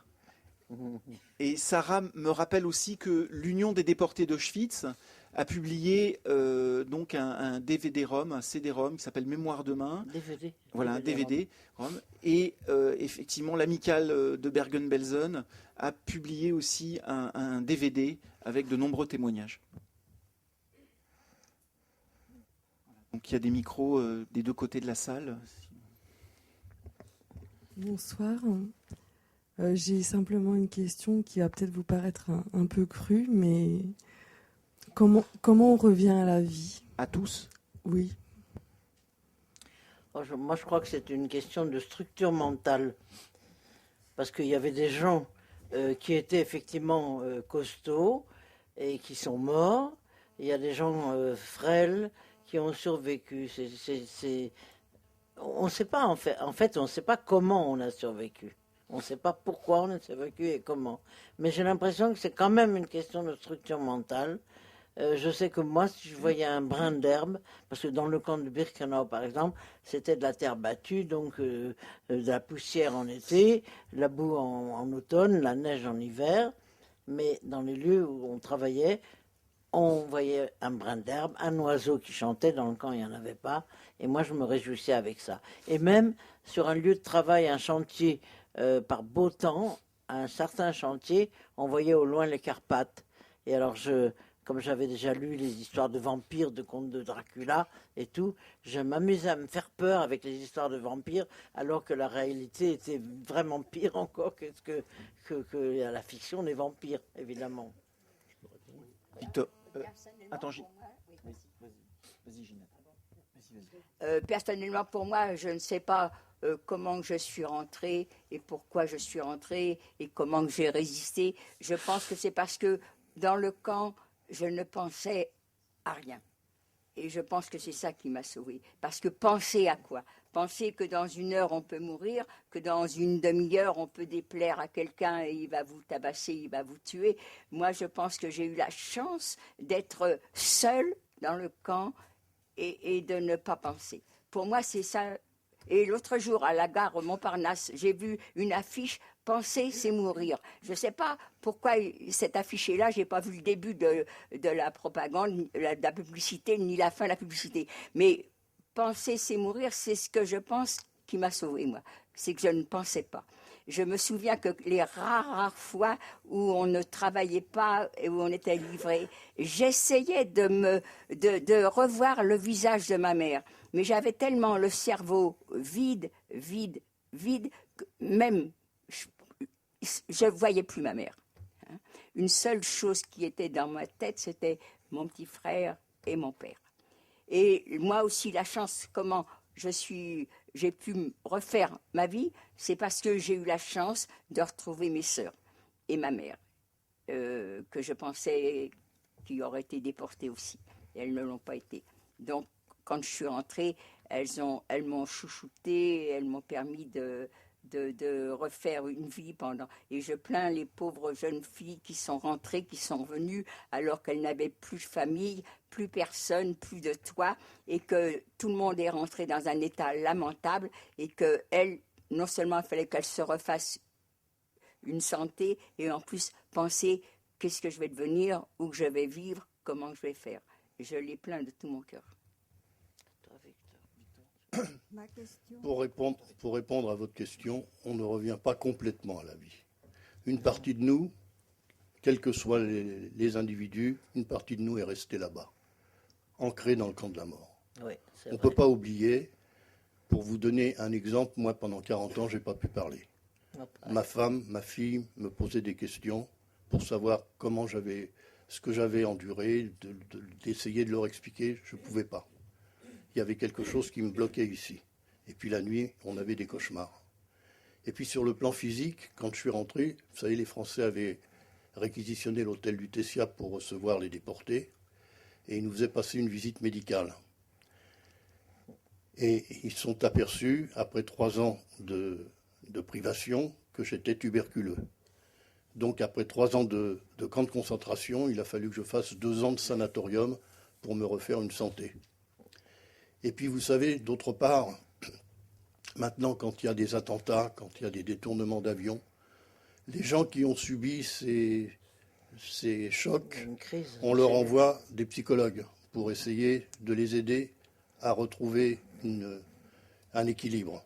Nous, après ce qu'on a vu, après ce qu'on a enduré, après ce qu'on a compris, on nous a lancés dans la nature. À l'hôtel du Tessia, on nous donnait une veste, un pantalon, une chemise, une paire de chaussures et 100 francs, et on nous lançait dans la nature, à nous d'essayer de nous réinsérer et d'essayer d'oublier. Et ça, c'était pas possible. Donc, la réinsertion, elle a été longue et difficile. Et d'autre part, les gens n'étaient pas prêts à nous écouter. D'abord, comment raconter l'inracontable? Donc, tout le monde aussi avait eu sa guerre. Il y avait eu les privations, il y avait eu l'occupation. Tout le monde en avait marre de ces souffrances et de ces périodes. Donc, on pouvait difficilement nous trouver une place dans cette société. Et on a gardé tout ça pour nous, et ça a été vraiment la réinsertion, vraiment très longue et très difficile. Il y avait une question. Oui, Madame. ma question s'adresse à Madame Montard. Je voudrais savoir, vous avez parlé au moment de votre arrestation de la lettre de dénonciation. J'aimerais savoir comment cela s'est passé, puisqu'on nous dit toujours que les lettres de dénonciation, on ne les a pas connues à l'époque. Ah, mais si, il y avait des lettres de dénonciation, et quand elles étaient signées, les gens recevaient une récompense, recevaient de l'argent. Or, la nôtre, on nous l'a montrée à la préfecture de police, on nous a montré la lettre de dénonciation, et elle n'était pas signée, c'était une lettre anonyme. Et elle disait d'ailleurs que, je vous signale, j'admire votre organisation, il n'y a pas longtemps que je voudrais rentrer dans votre organisation, mais je vous signale qu'à tel endroit, à tel étage, se trouvent 2 juifs russes. Et nous avons vu cette lettre de dénonciation, et nous savons maintenant que c'était nos voisins de palier qui nous avaient dénoncé. Pas de palier, de chambre, parce qu'on se cachait dans une chambre à ce moment-là, et ma mère qui parlait le français avec un accent yiddish ne parlait pas en général. Et on parlait tout bas, juste des gestes essentiels de la vie courante. Et seulement, ma mère chantait très bien, elle ne pouvait pas s'empêcher de chanter en yiddish et en russe, puisqu'elle était née, c'était la Russie quand elle était née. Donc c'était nos voisins de chambre qui nous saluaient courtoisement sur le palier. Il y a une question là-bas. Et puis ensuite ici, oui.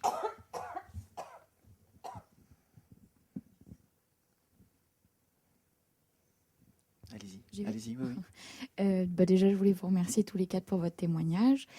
Et j'aurais voulu vous poser une question, à savoir l'impact que ça avait pu avoir sur votre judaïcité. J'ai entendu que certains étaient pratiquants, d'autres absolument pas. Et je voulais savoir si spirituellement, cette épreuve de vie, vous avez... comment vous étiez revenu vers votre spiritualité ou pas du tout d'ailleurs. Qui veut... Moi, je veux bien. Je n'étais pas, je ne suis pas, dans ma famille, nous n'étions pas du tout pratiquants. Et je pense que si j'avais été pratiquante, après avoir vu tout ce que j'ai vu, est-ce que je serais revenue pratiquante? Mais je sais qu'il y en a qui sont revenus pratiquants en pensant que justement, si elles sont revenues, c'est grâce... mais Parce que Dieu voulait qu'elle témoigne. Moi, j'avoue franchement que je ne suis pas pratiquante du tout. Mais moi, c'était pareil, je n'étais pas dans une famille religieuse, mais quand je suis revenue, je ne voulais plus être juive même. Et c'est mon père qui m'a ramené vraiment dans le judaïsme. Et aujourd'hui, vous vous sentez juive? Pardon? Et aujourd'hui, Il faut vous le- vous sentez juive? Ah oui, oui, je suis parfaitement juive aujourd'hui. Je pense que quand on se sent toujours un peu juif quelque part. Hein. Je ne sais pas, moi, on ne me le fait pas sentir. Peut-être que je le sens pas. Attendez, excusez-moi. Madame Kolinka est en train de parler. Oui, Ginette. Je dis que moi, on ne me fait pas sentir que je suis juive. Mais c'est peut-être parce que non plus, je ne suis pas obsédée par ça. Moi, quand on disait que mon fils travaillait mal à l'école, excuse-moi, eh bien, je ne disais pas c'est parce que la maîtresse est antisémite. Je pensais que c'était parce que mon fils travaillait mal. Moi, si on me bouscule, si on m'aime pas, je ne dis pas c'est parce que je suis juive. Je dis parce qu'on m'aime pas, tout simplement. Parce qu'on ne peut pas plaire à tout le monde.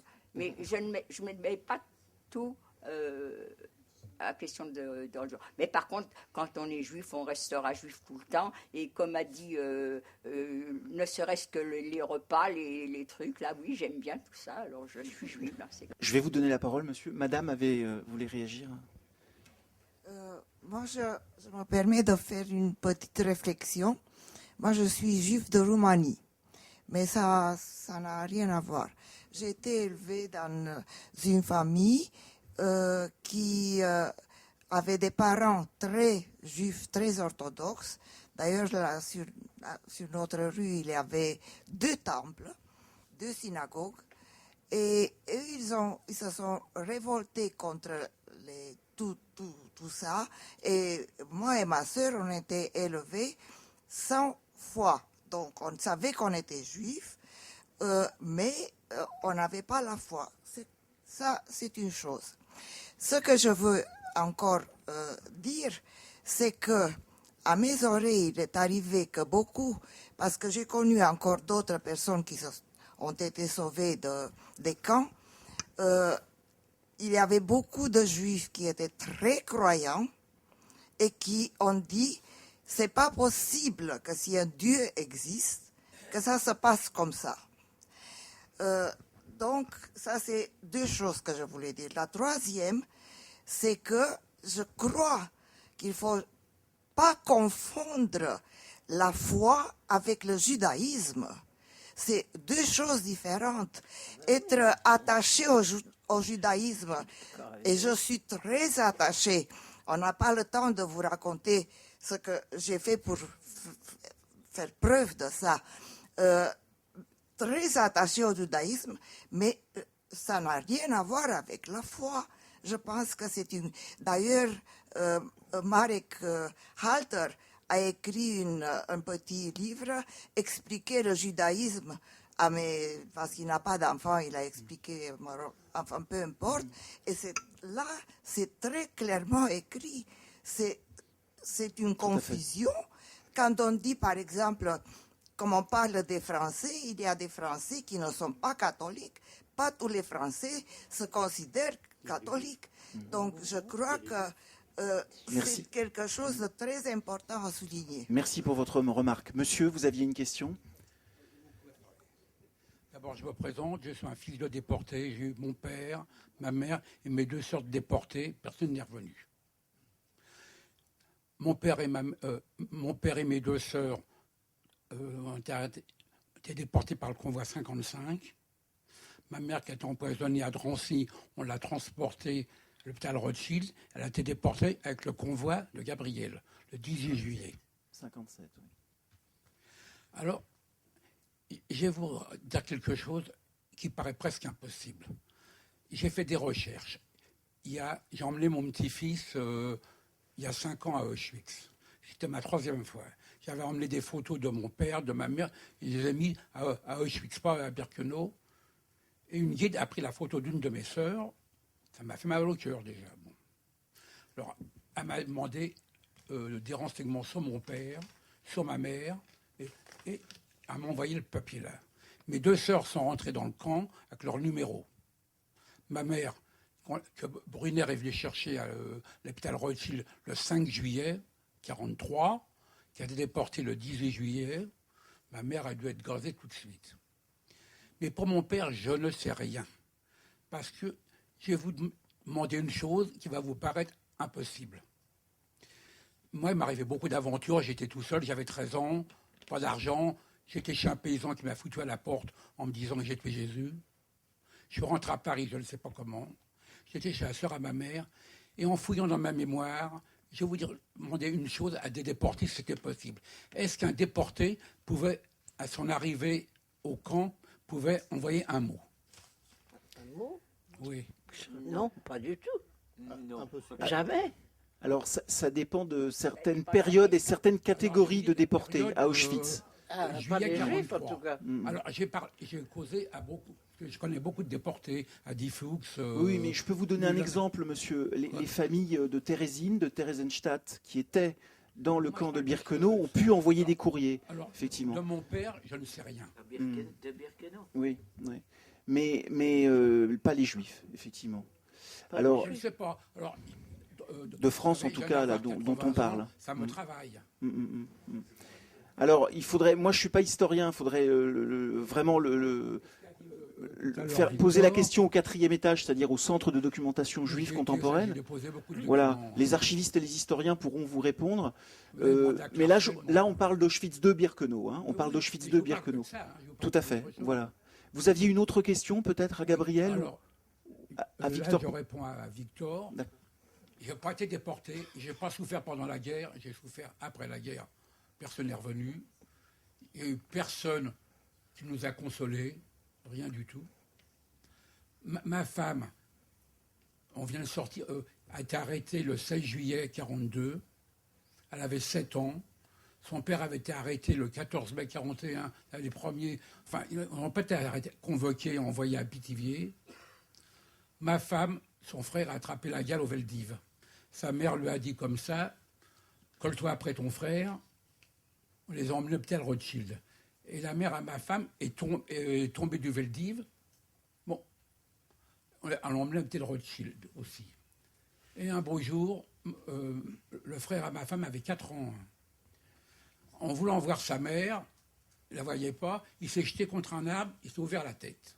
Quelle est votre question à Victor? Vous vouliez poser une question? Non, alors là, la chose à Victor, je voulais lui poser la question. Est-ce que c'est vrai qu'elle leur arrivait au ghetto de Varsovie, à Gabriel. À Gabriel, est-ce que c'est vrai qu'à des personnes qui étaient un peu âgées, on les tuait après? Est-ce que c'est vrai ou faux? Est-ce qu'il y avait une sélection dans le camp? Non, je parle dans le ghetto de Varsovie. Dans le ghetto ou dans le camp de concentration à l'intérieur des gens qui étaient arrivés à Auschwitz, qu'on a envoyé nettoyer le camp de... Donc c'est dans le camp de concentration à l'intérieur du ghetto. C'est bien ça. Oui. Non, après la période, parce que c'était en juillet 43 ou à peu près. Non, c'était en septembre 43. Peut-être septembre 43, oui. Oui. Est-ce que les SS... Mon père avait environ... Je ne sais pas s'il était là. Quelle est la question? Est-ce que c'est vrai? Est-ce qu'on a abattu des gens pour pas qu'ils servent de témoins? Pour ne pas qu'ils servent de témoins. Comment pouvait-on savoir s'ils allaient servir de témoins? À ce moment-là, il fallait les exterminer tous. On ne peut pas choisir quelques-uns. Ceux-là vont servir de témoins et ceux-là ne vont pas servir de témoins. Quel âge avait votre père? Alors, je peux vous dire que... Quel âge? Non, mais je vous parle... Non, que les personnes âgées... À Varsovie, on a commencé à construire un four crématoire parce que à Varsovie, les morts étaient brûlés sur des feux comme ça. On mettait une couche de bois, une couche de cadavre, une couche de bois, une couche de cadavre. Oui, et on les brûlait. Et puis bien sûr, on mettait de l'essence et on les brûlait comme ça. Mais c'est tout. Je ne sais pas si vous connaissez Madame Valac. Voilà. Oui, tout à fait, Julia Valac. On va faire passer le micro, s'il vous plaît, monsieur, parce qu'on a de nombreuses questions. Merci de votre témoignage.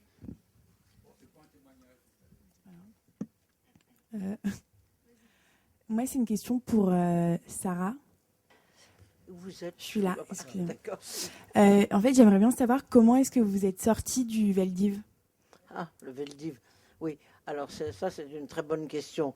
Ma mère, donc, quand elle a vu ça, elle me dit « Il faut que tu te sauves, je me sauverai après quand je t'aurai vu partir ». Elle m'a donné ma carte d'alimentation, ça c'était vital, et 100 francs qui était une grosse somme.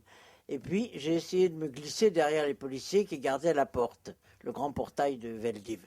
Et on me repoussait à l'intérieur à chaque fois. Et à la fin, j'ai réussi à me glisser quand même derrière un policier. Et il y avait un petit groupe de gens, des badauds, des gens qui étaient venus voir s'il y avait des amis à eux qu'ils auraient vus, ou la famille, je ne sais pas. J'ai reculé vers eux, comme si je m'avançais d'entre eux. Et puis, il y a un agent qui me dit « Qu'est-ce que vous voulez, vous ?» Alors, je n'ai pas trouvé autre chose, avec 14 ans, à dire « Je ne suis pas juive, je suis venu voir quelqu'un. » Et il me dit « Foutez-moi le camp, vous reviendrez demain. » Et je suis parti, donc, je voulais courir, mais je me suis forcé à ne pas courir, parce que je dis « On va me rattraper, on va m'appeler, on va me tirer dessus peut-être et tout. » Et au bout de la rue Nélaton, il y avait une autre rue, la rue d'Art, qui allait sur le quai. Il y avait des policiers partout. Et je me suis dit, ils vont m'arrêter, parce qu'ils demandaient des papiers aux gens qui habitaient les immeubles. Ils demandaient des justificatifs de domicile. J'ai dit, on va m'arrêter. Pas du tout, ils m'ont laissé passer. Et je me suis demandé, mais pas longtemps, si l'agent, le policier qui m'avait dit « foutez-moi le camp » m'avait cru ou non. Et j'ai compris tout de suite, presque tout de suite, qu'il ne m'avait pas cru. Parce que j'étais en robe d'été, on n'était pas obligé de porter l'étoile. Il y avait 3 étoiles qu'on devait coudre sur 3 vêtements différents. Sur ma robe d'été, puisqu'on était le 16 juillet, je n'avais pas d'étoile. Mais sur le manteau de lainage, parce qu'il nous avait dit de prendre quelque chose en laine, sur un manteau de lainage léger qui était plié sur mon bras, j'avais l'étoile. Et quand il voyait une jeune fille avec une robe d'été et un manteau de lainage sur le bras, il devait se douter que j'étais sorti de là. Et ceux du bout de la rue également, les 2 agents, ces 3 policiers-là m'ont sauvé la vie, en somme. Et puis j'ai erré longtemps, je me suis trompé de route. Après j'ai osé prendre le métro, et en arrivant à la station à laquelle je devais descendre, pour aller chez des amis non juifs qui nous cachaient, je vois ma mère qui descend de la même rame. Elle s'était évadée 20 minutes après moi. On a couru chez nos amis qui ont fermé la porte derrière nous en pleurant et qui nous ont cachés quelques semaines là. D'accord, merci.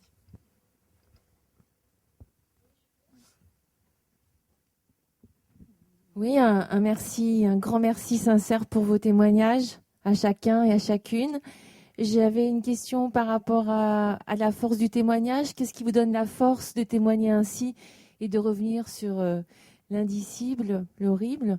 Et la deuxième question, c'est vengeance et ou réconciliation. Comment on fait après ça? Moi, je peux répondre. Si j'ai été très très longue, j'ai jamais parlé de ça. Jamais. Je suis rentrée de déportation, je n'allais pas raconter à ma famille ce que j'avais subi, ils ont déjà perdu. Si en plus je donne des détails, ça suffit, ils sont morts. Donc j'en ai pas parlé. Et puis après je me suis mariée et j'en ai pas parlé.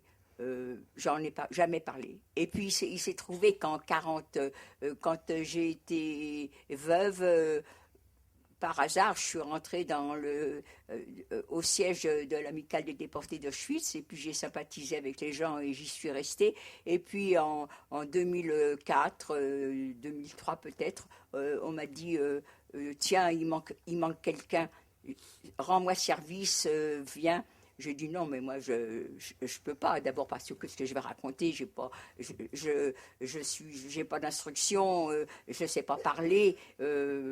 Et il m'a emmené avec lui. C'était le président de l'association maintenant. Il m'a emmené avec lui et puis il a commencé à parler dans le car et il m'a dit allez, toi raconte. Et puis les affaires mais avant déjà, par contre, avant j'avais été interviewée par Spielberg qui avait envoyé des équipes, et ce jeune qui est venu me trouver, eh bien moi je répondais sèchement oui, non, c'était très très court, pas de détails, et lui à chaque fois il me titillait, et vous avez dit ça, qu'est-ce que... Et du coup je peux dire que quand je parle, souvent je parle avec les yeux fermés parce que c'est tout un film qui se déroule.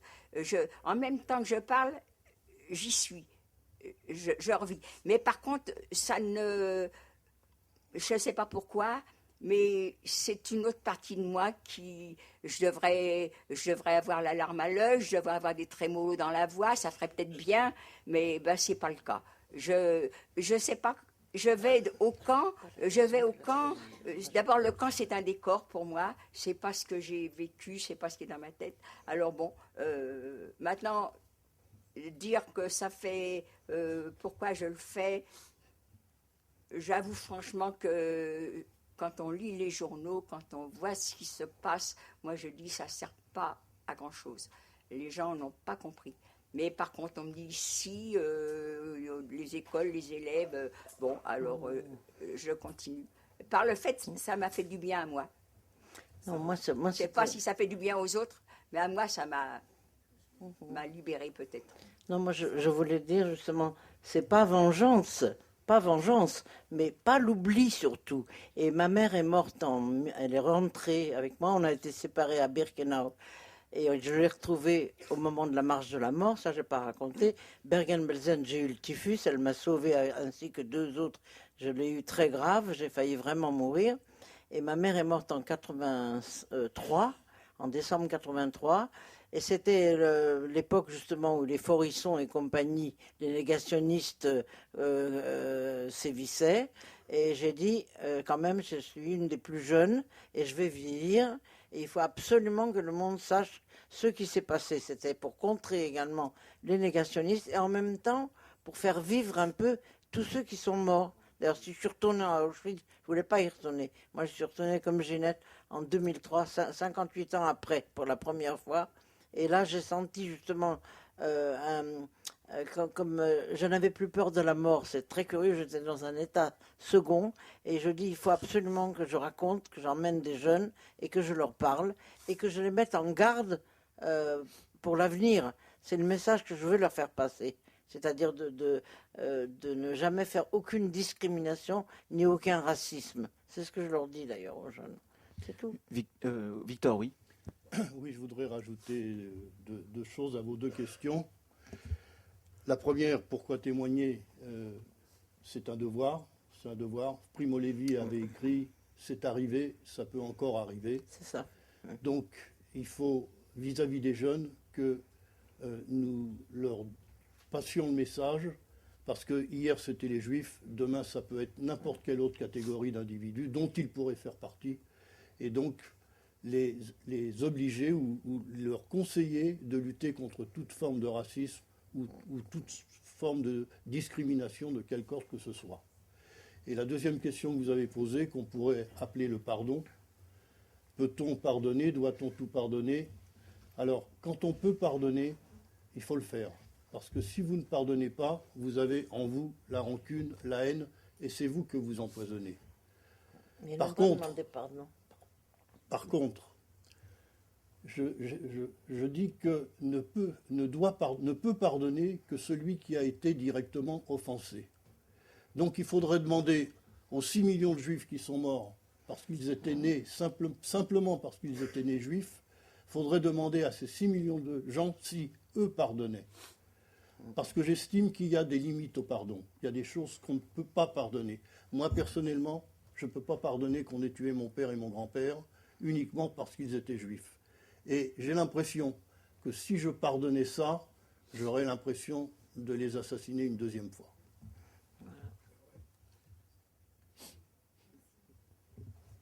D'autres questions? Ça peut paraître un point de détail, mais vous avez dit tout à l'heure qu'entre avril et mai 1944, il y avait une différence considérable. J'aimerais que vous m'expliquiez. Exact. Il y a eu une grande différence. D'abord parce que nous sommes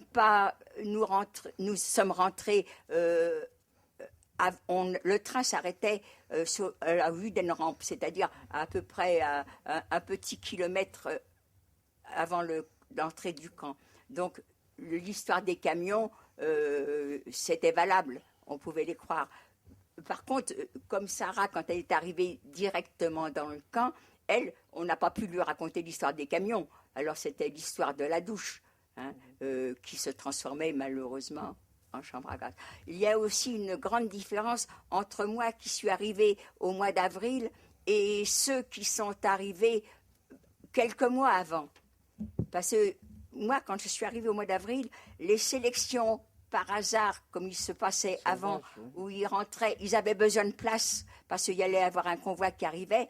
Ils rentraient dans un bloc dans la nuit, ils les faisaient sortir, ils les faisaient déshabiller, ceux qui avaient un petit bouton, ceux qui étaient musulmanes, c'est-à-dire ceux qui étaient très maigres, ça allait directement à la chambre à gaz. Moi, quand moi je suis arrivée, c'était plus le cas. Les sélections étaient uniquement quand les gens étaient au Révire. C'est-à-dire qu'au Révire, c'était l'hôpital. C'est d'ailleurs pour ça que personne ne voulait aller au Révire. Il y avait une petite différence entre ceux qui étaient... Quant à ceux qui sont arrivés alors en 42 avec le commando dont Sarah faisait partie et le mien, eh bien, ils survivaient 3 mois, mais pas plus, parce que c'était un commando... on ne choisissait pas le commando où on pouvait aller. Hein. C'était comme ça, c'était le hasard qui faisait les choses. Mais quand on travaillait dans Os Commando, c'était tout le temps, par n'importe quel temps, aussi bien sous la pluie, sous la neige, sous le froid. Et l'été, des températures excessives. Moi, j'ai vu des amis avec une peau de rousse, mais j'ai jamais vu ça. Des cloques grosses comme un œuf. Moi, j'ai la chance d'avoir la peau mate, parce qu'on ne nous donnait pas d'ombre solaire, hein, ni de chapeau de soleil. Il fallait travailler. Eh bien, mais bon, comment qu'on a supporté, comment qu'on a fait, ben, je ne saurais pas vous le dire. Peut-être que vous êtes capable aussi, vous, de supporter. Est-ce que vous vous rendez compte que plusieurs fois, vous avez parlé de votre chance? Mais parce que c'est sans arrêt. Je peux dire que, pour moi, je peux dire que c'est la chance. Il y en a qui ont dit c'est la volonté, je voulais raconter, on m'a dit qu'il faut que je vive pour raconter, on m'a rien dit. On va être obligé de terminer parce que ça fait vraiment tard. On va prendre une dernière question. Mademoiselle, vous vouliez poser une question? Voilà. Non, allez-y, le micro est là. Il y en a même 2. J'avais juste une question. Je voulais savoir si, quand vous étiez dans le camp, vous aviez entendu parler Excusez-moi, pour qui, à tous, en fait, parce que je ne sais pas qui sera à même de répondre. Si vous aviez, si vous entendiez parler à l'époque, quand vous étiez dans les camps, des expériences du docteur Mengele, ou si c'est des choses dont vous avez pris connaissance uniquement à votre sortie, à votre retour. Non, moi je peux répondre là, parce que quand on m'a séparé de ma mère, on a pris les jeunes femmes, jeunes filles, parmi les plus jeunes. En plus, ma mère avait été blessée, donc elle faisait plus que ses 39 ans, elle avait les yeux au beurre noir, un trou dans le front et tout, et on a pensé, on savait, on nous a dit qu'on nous envoyait dans le camp des hommes à Auschwitz, où je suis restée 2 mois et demi, et on savait qu'il y avait un bloc d'expérience. Le bloc 10 était le bloc des expériences. Et on pensait qu'on nous envoyait dans le bloc des expériences. On savait que Mengele, et pas seulement lui, mais d'autres docteurs, mais surtout lui, faisait des expériences sur les femmes, c'est-à-dire stérilisait, faisait des plaies pour essayer de nouveaux médicaments, soi-disant, mais enfin les mutilait vraiment. Et bon, il faisait des expériences également sur les jumeaux et sur les nains. Et ça, on le savait dans le camp. Donc, je vous invite, pour compléter ces témoignages, de visiter bien sûr le musée, d'aller au CDJC, de poursuivre vos lectures. Bon, je pense que c'est important de croiser l'histoire avec la mémoire. Merci beaucoup. Merci. Voilà, merci. Question.